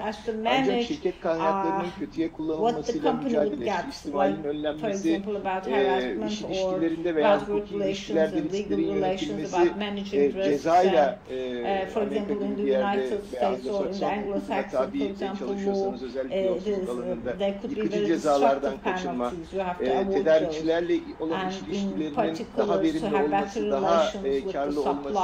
Çünkü bütün bu alanları da yöneten işin merkezinde yeni uyum programı var. Dolayısıyla evet uzun vadede fayda sağladığını söyleyebiliriz ama iyi bir uyum programı hemen yarın verimlilik sağlaması bakımından ve etkinlik gider kontrolü bakımından mutlaka fayda sağlayacaktır. Maybe not tomorrow. O bakımdan kısa ve uzun vadeyi birbiriyle çelişen iki zaman olarak almayalım. Kısayı da uzunu da kapsayacak yararlar bütününe odaklanalım. Şeyde ise kurumsallaşmada ise ben uyum programının çok faydalı olduğunu gördüm. Şimdi insan kaynaklarına dair bütün yetkinlikleri, liyakatı falan bir kenara ayıralım. Çok mekanik tarafına gelelim kurumsallaşmanın. Tekrar edilebilir risklerden ayıklanmış, kontrol edilebilir süreçler yaratır. Şimdi bu süreçleri yaratırken de sayfalar ve dosyalarca ve binlerce prosedür yazabilirsiniz. Ama uyum programı bu prosedürlerin varlık sebebini ortaya koyan politikalar da sokar hayatınıza.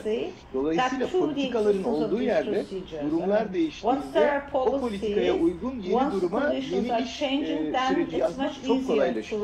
Ve arkanızda bıraktığınız yani miras olarak sizden bir sonraki yöneticiye bıraktığınız, bir sonraki kuşağa bıraktığınız politikalar şirketin kurumsallaşma sürecinin sürekli ayakta kalmasını sağlar.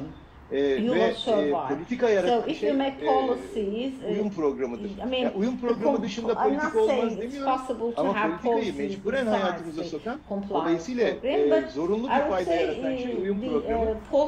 Kurumsallaşma süreciyle uyum programını birbirinden ayırmadan kimse iç içe yönetmek her iki tarafın hayatını kolaylaştırıyor. Bana WhatsApp'tan Emre yazıyor. Bir sonraki panelin moderator of the next session is asking me to stop this session. So we finish on time and we start just 2 minutes more because we started 15 minutes late if I'm not mistaken. So thank you very much for both of you.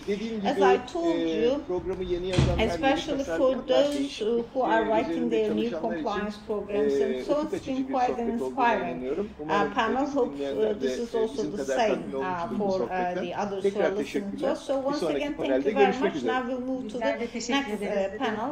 Thank you very much. Thank you very much, Tayfun, and for all the participants for this great panel. Şimdi ise sırada 3. panelimiz var. Söz moderatörümüz TEİD 3. Taraflar Etik ve Uyum Riskleri Çalışma Grubu Lideri Sayın Emre Çolak'tan. Sizleri sevgi, saygı ve bu panelistlerle birlikte olmanın verdiği gururla selamlıyorum. Programdaki aksamadan ötürü biraz çabuk gireceğim konuya. Bugün temsil ettikleri kurumların görüşlerini dinlemeye başlamadan evvel zor işi ben üstlendim.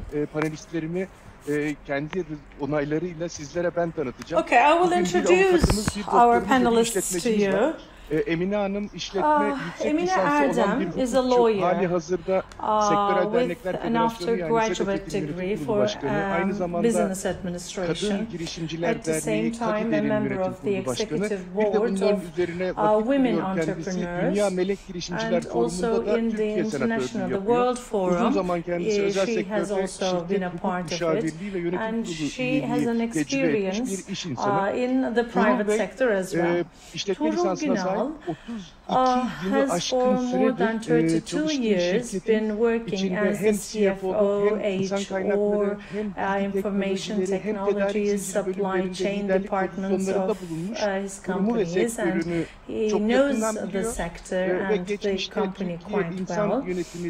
Human management, or the Peryon Society, has been a member to the executive board and a member of the TEDAR, the Supply Chain Society, SEDAFET, Sectoral Societies Federation, executive board member.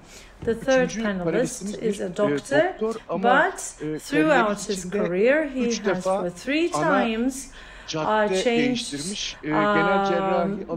the path, and he started as general surgeon in medicine, switching to the private sector, taking various responsibilities, changed and verified his profile. At the same time, was there in the establishment of researcher medicinal products society. Since 2014, has been the Secretary General of researcher, pharmaceutical company, society. Biz bugün bu Today we will be following this broad profile as with a view to the sectoral societies and professional associations with a collective action perspective. What we can do in collective action, what is being done in various societies. Actually, around the subject and the course of the panel, we talked to the panelists and decided on a framework to discuss. If time allows, we will get questions, but please write down your answer attaching your email address, because if we have a time problem, we'll address the questions later with emails. We'll start with SEDEFET, and Mrs. Erdem will take the floor first. And the Federation of Sectoral Societies is the federation of all the associations of societies with a sectoral input. So the minor step that you can take probably will have an influence over the social and cultural or the professional life of our country. Ethical and compliance problems and creating such problems in these companies. What do you think is the role of your societies, and can you give us some examples for good practices? I'd like to start by introducing SEDEFET. Thank you very much, Mr. Çolak, very much, dear panelists and my co-speakers. Thank you and hello. As on behalf of the SEDEFET Executive Board, I would like to express my gratitude to all of you and our distinguished attendees. I'd like to thank TEİD for opening up such important topics to debate on this platform and for just giving us this medium where we can exchange opinions. The Sectoral Societies Federation, SEDEFET, has been comprising 37 sectoral societies. These are the societies that are active in economy as representatives of 8,000 enterprises. Given the condition, we have the chance of exchanging opinions in the striking sectors of our economy. Under the umbrella of the Federation, we have the chance of collaborating in common act with the members. From the very first day, we've been concentrating on the interests of our country and for the sectoral players. We can somehow consider as a leverage in our sector. Also in link to the societies and our members, we are engaged in their activities as well. But common act is not a new concept in economies. Since the hunter and collective societies, it has always been considered as a more powerful act to act together rather than individual action. In this respect, there are many groups, cooperative societies, associations, cooperatives, or such other collaborative forms of being together, because they can be stronger. And today, there are many threats that are putting the world at danger. So altogether, we're trying to find a solution to these issues. Considering, the crises of the time, global warming, climate change, health problems, these are all the issues that we're all seeking a solution out. We keep asking questions to each other. Biraz da bu yüzden kamunun, üniversitelerin, iş dünyasının ve tabii sivil toplumun işbirliklerine hep inandık. Şirketler de bu konfigürasyonun önemli parçaları olarak öne çıktılar, çıkmayı da sürdürüyorlar aslında. problem.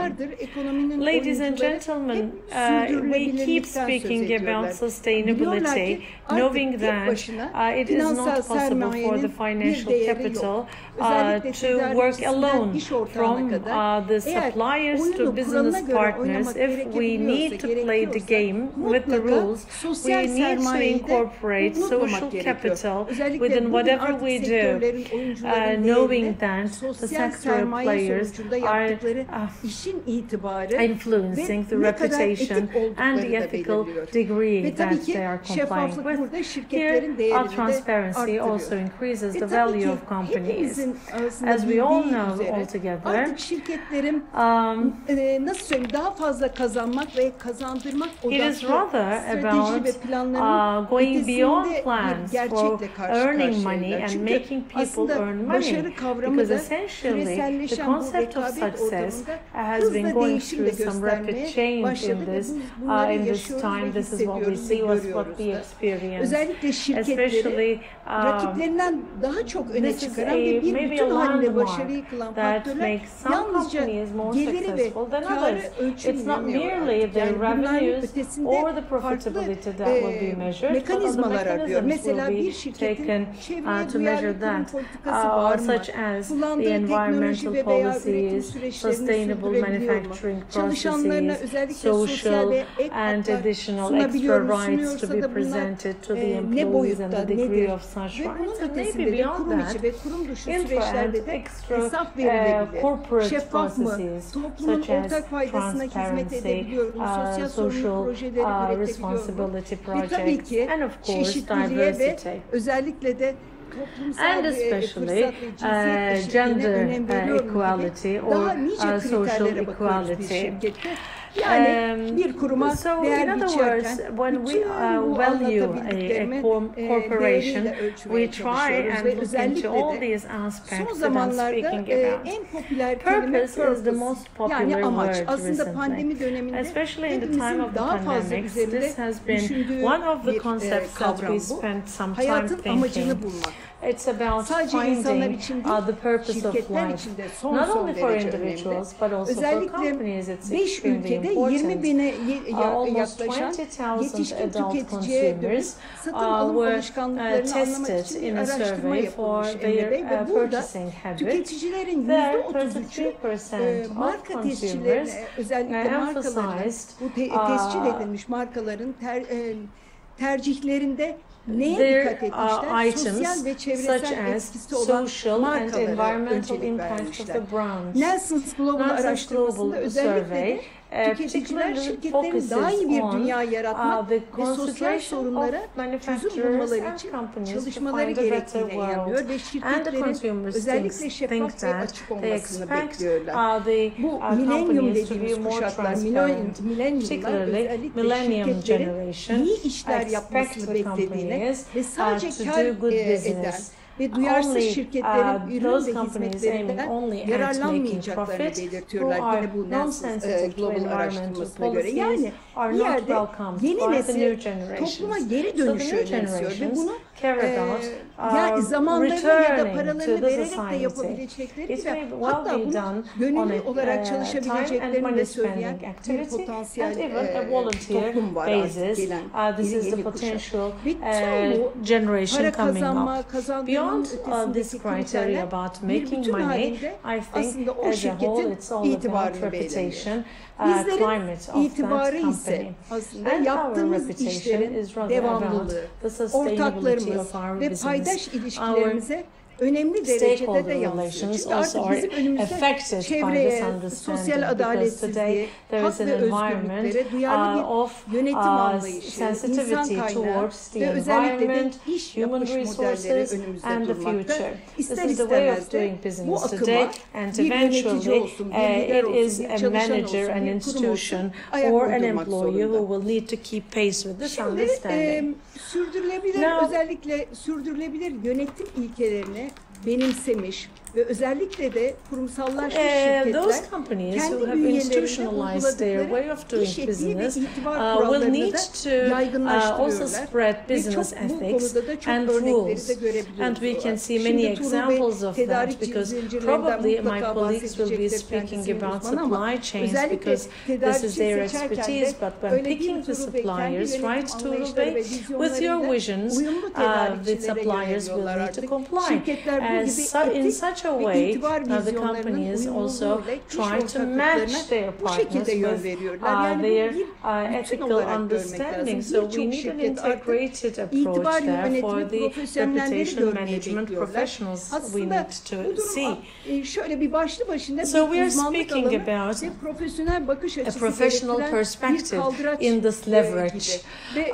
Today, the companies, if they want to survive long, they need to dedicate themselves to these preconditions, since there is a parallelism with that. Social gender equality, global climate change, and all other problems will need to be considered in an urge to make our manufacturing sustainable.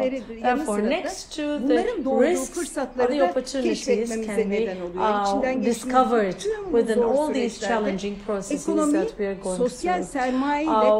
We now believe that the economy will also flourish with this social contribution. And one point to emphasize is that with the experiences of unity and solidarity, I think both the society and the companies will gain more. With the mentality of the economic life today, our objective of being future-oriented will be considered in our routine daily life, saying that just from the raw material to the trace processes, both human-centric and environment-focused ecosystem rules will need to be set for the future model. In particular, if we want to speak about a developed economy, having a developed economy requires acting jointly and, of course, sustainability. And for social compliance and cooperation, I think this journey is key. Turning to the NGOs, the civil society, of course, transparency, ethical, rule-driven cooperation would be required in particularly manufacturing processes. And societies, I think, will need to attract attention to these aspects to their members. NGOs and similar fifth force elements will have more relevance and also influence over the society. If we want to create the ideal society, NGOs essentially must act more sensitively for the ethical rules, whereby they provide some control over their inner mechanisms. All these behavior models and way of working essentially indicate the significance of NGOs, and if we can infiltrate into the companies and institutions in this way, providing a positive influence, we can survive better. This altogether, I think, may provide a more fair way of acting in economy. Emre Bey, these are all parallel to each other, and the point of debate here is the ethics and compliance program of the companies may only work with collective action with the societies. You know, these are volunteer acts and volunteer institutions with no profit-making ideology and aim. And at the same time, we are performing a transparent and ethical way of working. At this point, lawmakers, decision makers must be involved in this process, where I have to say that they consider us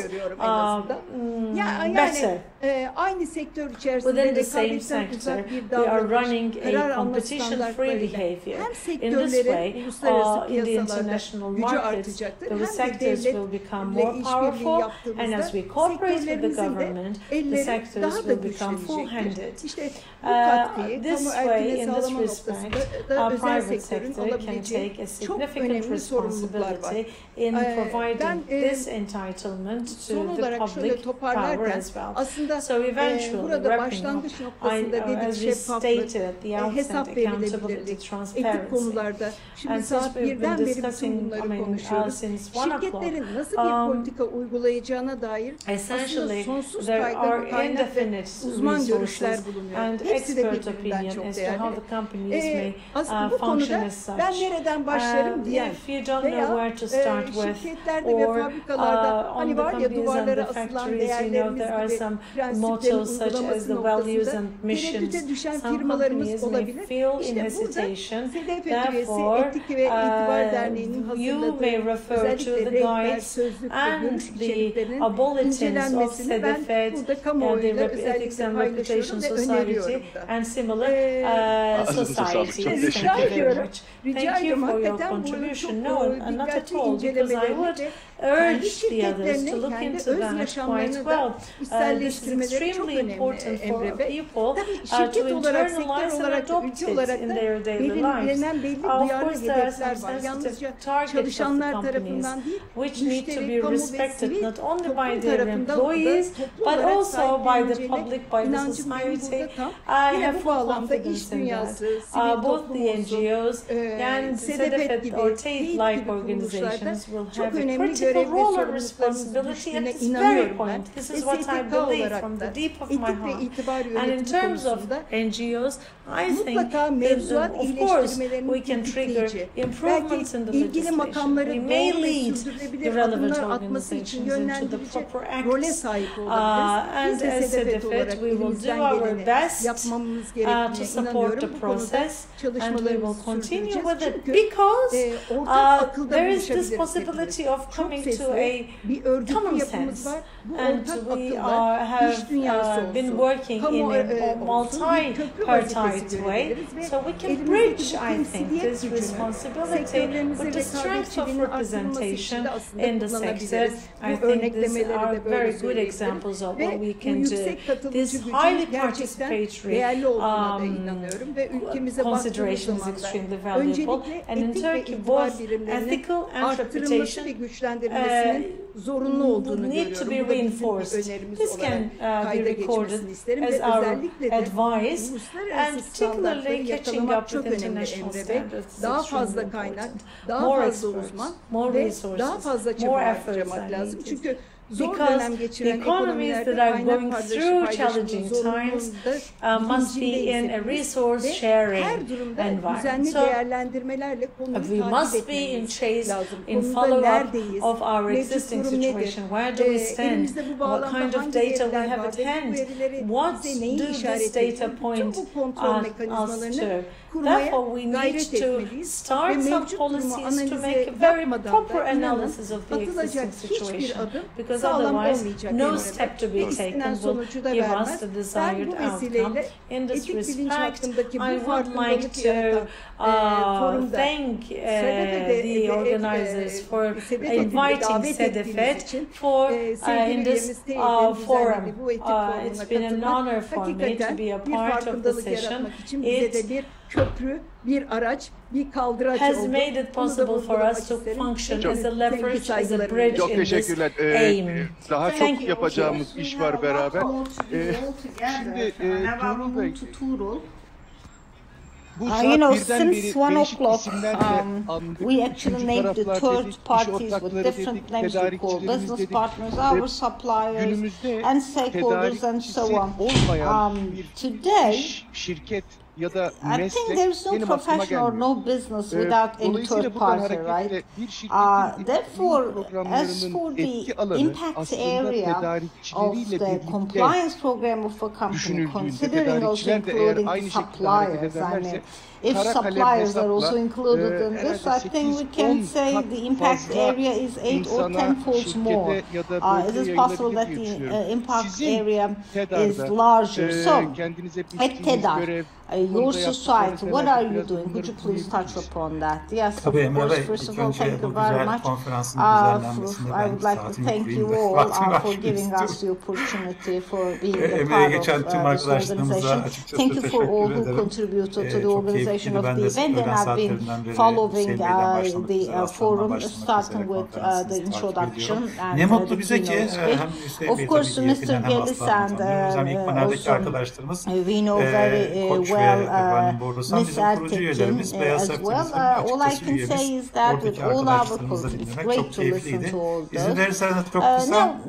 Why supplier chain management of 10-12 dakika toparlamaya çalışacağım. Şimdi her şeyde bir hayır vardır. Covid başladı. Tedarik zinciri hakikaten ön plana çıktı.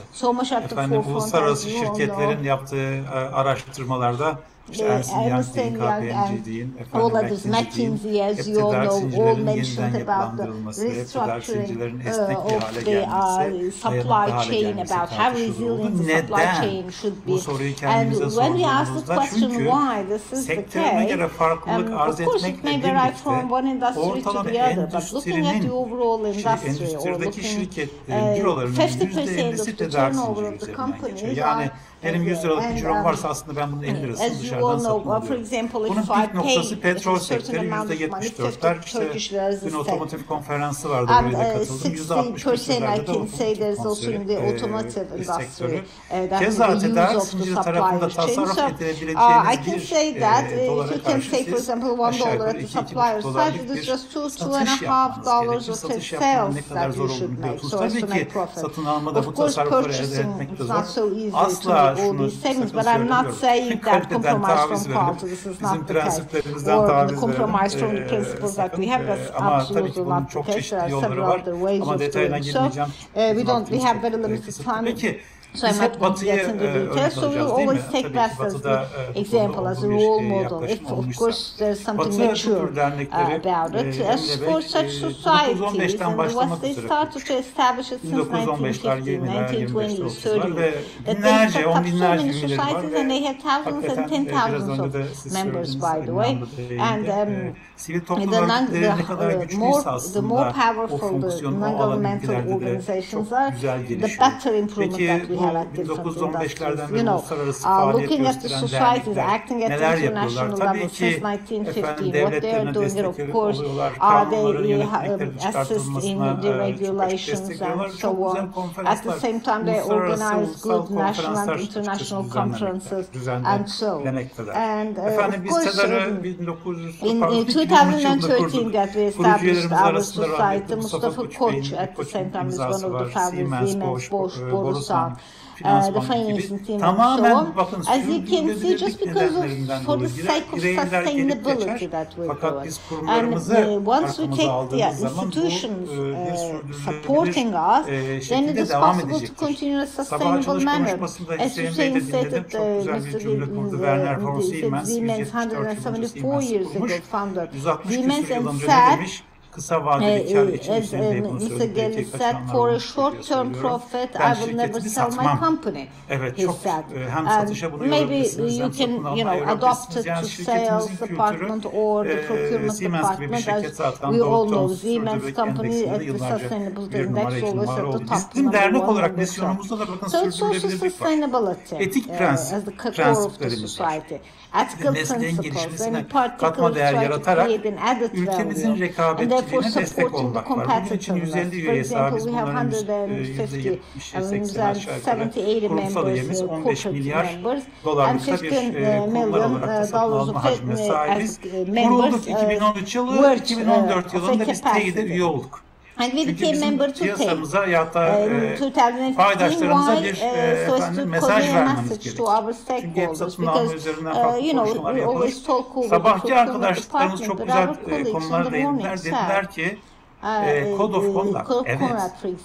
Yani Code of Conduct olmazsa olmazlardan bir tanesi. Tabii yalnız burada biz rüşveti konuşmuyoruz, çevreyi konuşuyoruz, fırsat eşitliğini konuşuyoruz, çalışma standartlarını konuşuyoruz, işçi sağlığı, işçi güvenliğini konuşuyoruz, fırsat eşitliğini konuşuyoruz, insan haklarını tabii ki konuşuyoruz. Yani Code of Conduct'ı siz uymazsanız, bizim çünkü sözleşmelerimizin Siemens olarak ayrılmaz bir parçasıdır. Biz de bunlara ateder olarak önem veriyoruz. Bunların örneklerini vereceğim zaten. Eğitim veriyoruz, bu konulara değiniyoruz, konferanslar veriyoruz, bu konulara değiniyoruz. Üniversitelerle işbirliği yapıyoruz, bu konulara değiniyoruz. Hangileri onu da söyleyeceğim. PricewaterhouseCoopers 6 seneden beri anket yapıyoruz. Türkiye'de ilk anket, bu kadar uzun süre üst üste anket yapan ikinci bu paydaşlarımızla paylaşıyoruz ve dergi çıkartıyoruz. Türkiye'de alanımızda 2 dergiden bir tanesi. Bakın üyelerden bahsettik. BASF, hani hepsine değinemeyeceğim. Ülkemize mal olmuş şirketler. Şişecam bizim üyemiz. Keza Aselsan bizim üyemiz gibi. Bizim işbirliği yaptığımız çok değerli kurumlar var. TEİD bunların başında, Gelis, Selefet bunların başında. TÜKAT, Türkiye Odalar Borsalar Birliği, TÜSİAD, TÜSAYDER, YASET, Alman Ticaret Odası, UNED, TÜKAT gibi birçok bizim paydaşımız var. Sektörlerinde isim yapmış dernekler. Hepsinde işbirliğimiz var. Hepsinde bir veya bir KAGİDER tabii ki. KAGİDER. Unuttuysam kusura bakmasın. Belge çıkartıyoruz dedik, bakın. Aslı Ertekin, TEİD Başkanı en son bizim dergimizde ticaretin kalbi lojistik dedik, dergi çıkarttık. Aslı Ertekin Hanım bir yazı yazdı dergimize, teşekkür ederiz kendisine. Neden ve nasıl iş etiği? Keza büyümenin anahtarı tedarik zinciri yönetimi dedik. Burada Emine Hanım'ın bir yazısı var. Covid-19 cinsiyet eşitliğini sağlamak fırsat olabilir. Keza sürdürülebilir tedarik zinciri uygulamaları dedik. Eski TEİD Başkanı Ertuğrul Bey sürdürülebilir etik artık bir zorunluluk şeklinde bir yazı yazmış. Bunları tabii ki örneklerini çoğaltmak mümkün. 2015 yılında Türkiye'nin Tedarik Zinciri Konferansı'nın yönetim kurulu başkanı, Boş'un yönetim kurulu başkanı, Siemens yönetim kurulu başkanı ve Finans Bank'ın yönetim kurulu başkanı hem tedarik zincirini sürdürülebilirlik konularını tartıştı. Ankara'da Aselsan'ın liderliğinde, Aselsan bizim üyemiz, tedarik zinciri konferansını gerçekleştirdik. Aralık 2019. Keza 2021'de gene Türkiye'de İstanbul'da bir web bazlı tedarik zinciri konferansı açtık, gerçekleştirdik. TEDAR KAGİDER kadın girişimciler satın alma liderleriyle buluşuyor dedik. Kurucu üyelerimizin satın alma liderlerini kadın girişimcilerle buluştuk. Şimdi göçmen yatırımcılara destek vermek için Building Markets'le birlikte bir inisiyatifte yer aldık. Burada göçmen yatırımcılara tedarik zinciri olarak yön vermeye Avrupa İmar Bankası'nın, Kalkınma Bankası'nın faaliyetlerine katıldık. TOBİ'lere nasıl esnek ve dayanıklı tedarik zinciri gerçekleştirebileceklerini şirketleri anlatmaya. Keza Harvard Business Review'un bir paneline katıldık. Onun dışında Institute of Supply Chain'in çevre ve toplum insan kaynakları konulu uluslararası bir webinara katıldık. SIPS'de uzun yıllardan beri konuşmamızdan bu yana Chartered Institute Purchasing Supply dünyadaki en iyi, alanındaki en iyi tedarik zinciri yönetiminde enstitülerinden bir tanesi. Hem Türkiye'de çok güzel faaliyet gösteriyor hem de bizim Türkiye'lerimizden bir tanesi. Yüzlerce kişiye eğitim verdik. Kategori yönetimi, satın almanın ilkeleri, satın almanın esasları, sürdürülebilirlik, sözleşme yönetimi. Keza bunlarla birlikte değil tabii ki TEİD ile tedarik zincirinde etik kuralları ve mevzuata uyum eğitimini verdik. Keza toplam bir webinarlar dizisi başlattık. Burada da TEİD temsil edildi. Yeşil prensiplerini TEİD'deki arkadaşımız our colleague, I think, member of the executive board, Alkin, discussed about the Green Deal, and for all our colleagues who joined that conference with regards Green Deal provided a brief. What I'm trying to say is that for all our stakeholders in several different areas, we are actually open to cooperate with them. That's what we are doing. United Nations at the same time announced it so clearly, as you all know, said once we set sustainability is something that must be on the top, can only be controlled over the supply chain of the companies. Think about, for example, first level supplier, second level supplier, if possible, they also have their own code of conduct.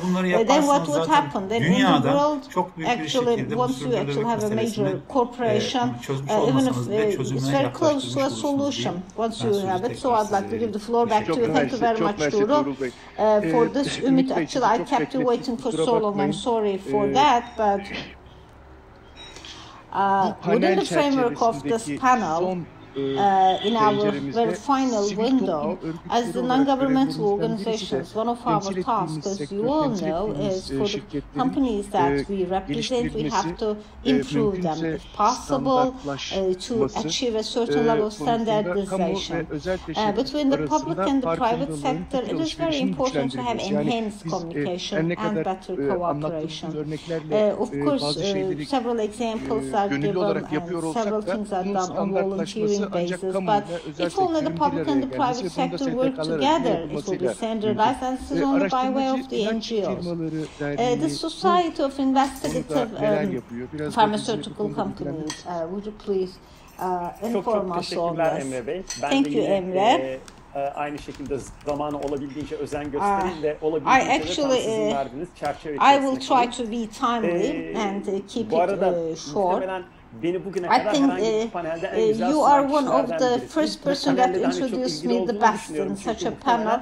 I have actually two hats, one being for this panel, I'm a medical doctor, and the second thing is that I'm also Secretary General at the investigative drug against society. I think that is the title, the Investigative Pharmaceutical Companies Society. So, it is, your question is very much relevant to drugs and medicine as well. Or let's better say pharmaceutical company or healthcare or even healthcare provision can also be included on that. Now, once we're discussing about ethics and reputation, two interrelated topics, why we need these two terms, this is important. Everyone, all human beings, we all would like to be, again, be in confidence, okay? Would like to trust each other. We as the human beings, at the very start of the civilization, I mean, the very first time that we experienced living together, since then, since the start of the civilization, we actually live under a certain level of consensus. Cohabitation, living together, means to identify certain common benefits, common goals, and to develop some common values, and at the same time, like for example, being a hunter, collector, then more complicated societies that you move to, or task-based society, everyone has a, for example, different tasks. As we evolve in the history of human beings, during that period of time, there are institutions and rules, and also an understanding of common values. For example, this is what is status, looking at the status as structure, with our own discretion, with our own will. What we're doing is some of the regulations, like the task of audit, or for example, we also delegate the task of conflict settlement, for example, to a common, a joint structure. This is how it is defined. As I initially mentioned, pharmaceuticals, healthcare, as you all know, both as an industry and as a service provision, in its own industry, I would say it is much more important in the field of pharmaceutical. Of course, important everywhere. Because if you're asking me, this is all about disinformation. Taraflar arasında bilgi eşitsizliği var, öyle tanımlayayım. Ve burada aslında why a disinformation? Because eventually the person that we all have to serve and is actually the patient. I mean, this is the reason why we have an entire industry. Looking at the healthcare industry, we are there just for the patient. The patient is at the focus of the healthcare. By saying patient and not someone out of the society, I mean, not a group as a result of a division of labor within the society. Eventually, we all be a part of that group. This is about us, everyone. So, once we said patient, patient is the person who actually experiences the problem, but maybe the person who has the least information about the problem that he or she has. I mean, not possible to provide medical education to the entire society. For example, even medicine is actually divided into different specialties, as you all know. We only know about our own specialty, not more than that. So, the person who is giving the decision on our behalf, you have to have full trust on that person. Plus, you actually have to fully rely on the pharmaceutical products.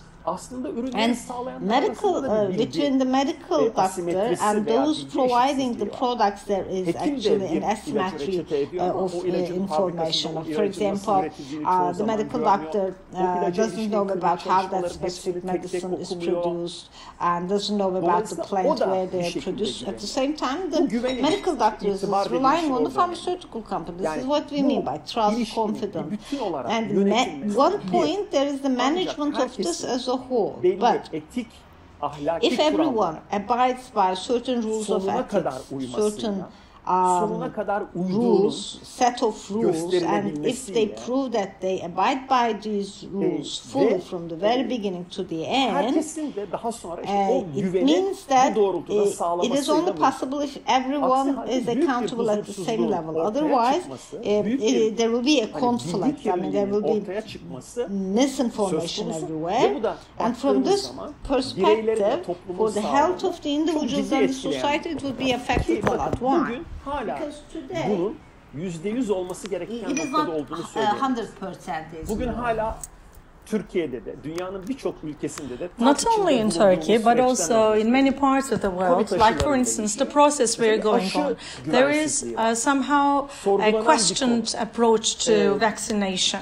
There is mistrust. So it means that feeling of trust has not yet been created in all segments of the society. Therefore, we need more transparency, and we need to explain to everyone how the rules are being set. At this very point, though, as an answer to your question, maybe we can say that the NGOs do not necessarily also identify the rules of action for their own members, but considering all the stakeholders that they get in relationship, they need to impose some regulations where it becomes maybe more important than ever, because it's not only the pharmaceutical companies that are the manufacturers of the health industry. It's not only the recipients are not only the patients, it's also not only the doctors or the nurses or pharmaceutists. It's an integral structure we are speaking about, and within that, of course, there are advocates of the patients. There are those civilian organizations that advocate for patient rights. It is really important to define that framework altogether. We do see examples of that in many countries of the world, and in Turkey, indeed, we are not only aynı çerçeve içerisinde aiming at leveling ourselves, but also the entire framework.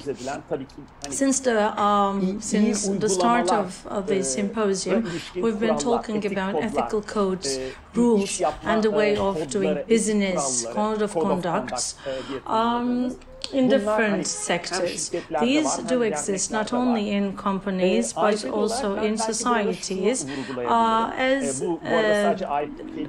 This is not only something that is peculiar to the investigative pharmaceutical companies society, but there is this structure in many other similar societies.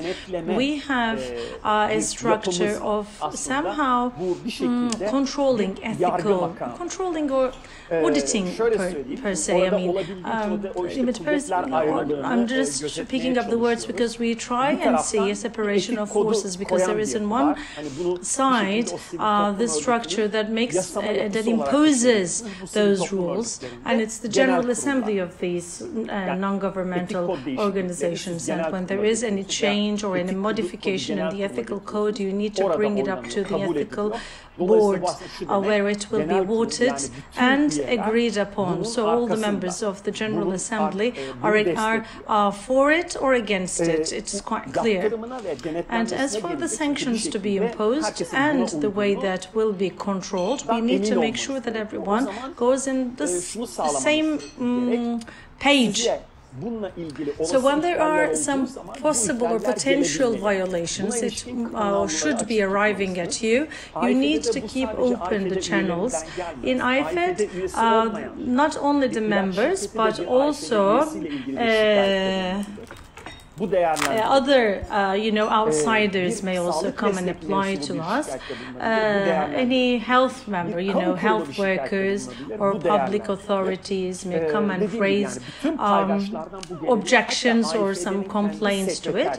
And the Secretary General or Secretariat General of the IFED may only decide to act for an investigation upon a denunciation or a reporting it receives. There is this process of sanctioning. Once you prove that there is someone or some institution that is violating the rules, you question according to the intentions. There is a variety of sanctions, such as mild to strong sanctions, depending on the impact. And within IFED, there is also this mechanism where you can object to this sanction, and the person who's raising the complaint may find the punishment minor.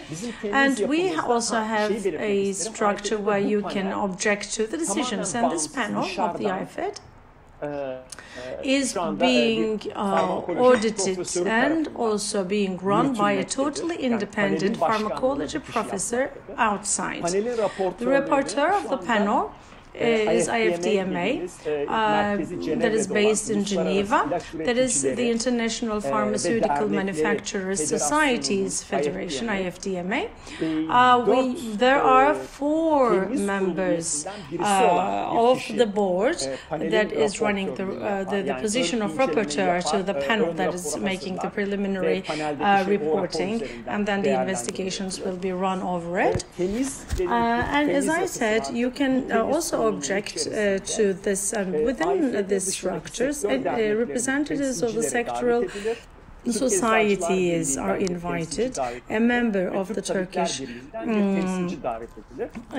Union of Pharmacists would be called, and there will be a comprehensive global appeal process if and when any of the parties will decide to raise an objection to the process.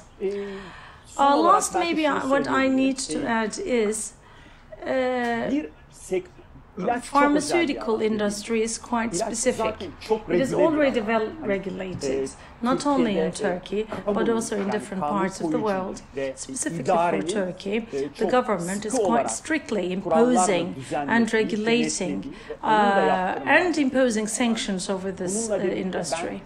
Nevertheless, I believe that the sectors, all the sectors, would need to make their self-control, self-regulation. And this self-regulation and this self-control would bring a larger field of impact to you, to a broader area, including the public. And essentially this way, thrust in whatever we do would be created. This way, all of us will have the chance of living in a healthier way. Thank you very much for the opportunity, Emre Çolak. Thank you very much. I thought that it would be my challenging task to introduce you at the start of the panel, but already the panelists have informed us, just given information about us, about whatever you do in Turkey, so it would be impossible for you to make some concluding remarks. But now that I don't have in a managerial position in the society, I can speak as freely as I want.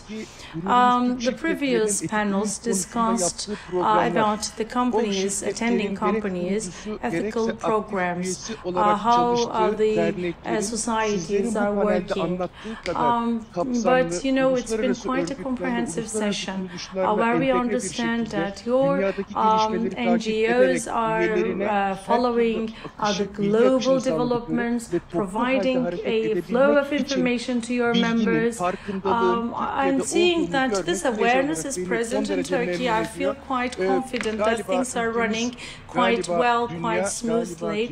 I would assume that within the current conditions, we need to be somehow optimistic about the fact that in time, these changes are to come with the Turkish economy reaching up to the desired position, maybe sooner than we think. And I'm sure about it. I would like to thank all of you for attending the session, for providing information to all of our attendees, and turning to the moderator, and we come to the closing remarks now. Now I would turn to the president of the executive board, Aslı Ertekin, to close. Etkinliğimizin sonuna geldik. Sizlere Etik ve İtibar Derneği Yönetim Kurulu adına Etik Forum'a gösterdiğiniz ilgi için çok teşekkür etmek isterim.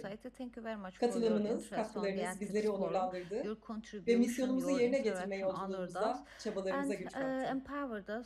Farklı perspektifler ve uzman konuşmacılar eşliğinde düzenlediği çeşitli etkinlikler. And with different perspectives and expert speakers, and with the International Ethics Summits, TEID will continue its awareness-raising activities. Today, we discussed around doing the right thing together today. I would like to thank the participants, the attendees, for their contribution. We started with the remarks of Hüseyin Gelis, and from Siemens, Turkey. He provided us some input about responsive acting and its return on companies in the long term, speaking that it would mean more opportunities for the counterparts. It is really very important that it also reflects our responsibility, because as you all know, for a common goal we have to go all together. It means that he underlined that we have to do everything all together. Then we, under the moderation of Fikret, Sebilcioğlu, member of our executive board, together with Eray, Akdağ, attorney Gülay, attorney Merve, Evrim, especially discussed about the third party risks for ethics and compliance, and Borusan Holding, Arçelik, and BASF, where best practices are all discussed together.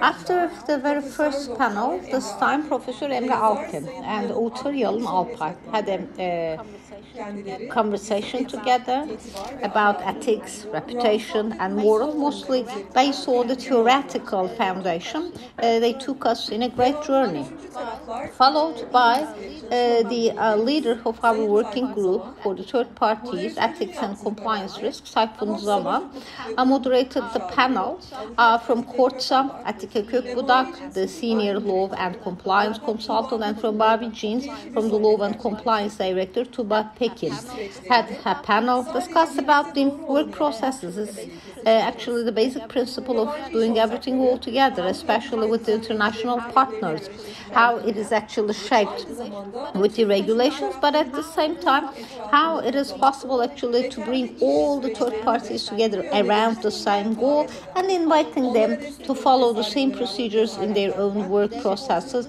Therefore, we listen to the story of the two companies. Also about we learned about the corporate citizenship, why they exist, how it affects their work procedures with regards to work ethics and compliance, what they're doing, and the program that they manage, in particular the milestones, and how they manage their relations with the third parties that we listen to. And then the working group leader of the third parties, ethics and compliance risks, under the moderation of Emre Çolak, the non-governmental organizations joined the panel and discussed about the collective action. The president of the executive committee for the Federation of the Sectoral Societies, SEDEFET, and Emine Erdem, Tuğrul Günal, and the president of the executive committee of TEDAR, the supply chain management, and with the investigative pharmaceutical company Society Secretary General Ümit Dereli, we discussed about what the NGOs are doing, especially in ethics, what they're doing briefly in a nutshell. And this is the ethics forum that we organize as the Ethics and Reputation Society. We showed that we actually follow the same path with all our stakeholders. So we underlined the importance of doing the right thing together. About sustainable business models, we discuss it with the today's dynamics, and past practices are shared.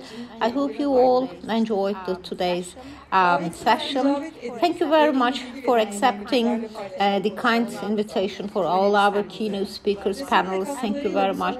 And you, all the audience, for helping us to be in an interactive environment with your questions and answers to the distinguished moderators. Thank you very much. On behalf of the Executive Board of the Society, we are very grateful for you.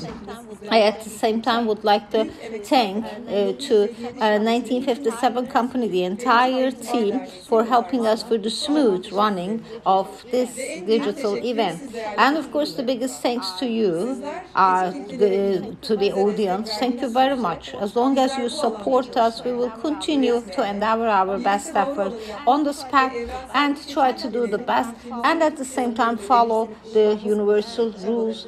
And this is how we will continue. I wish you a good health and hope to see you all in our next event. Thank you very much once again for your joining us in this event, and we actually will be announcing the new activities of our society soon. Good evening, everyone.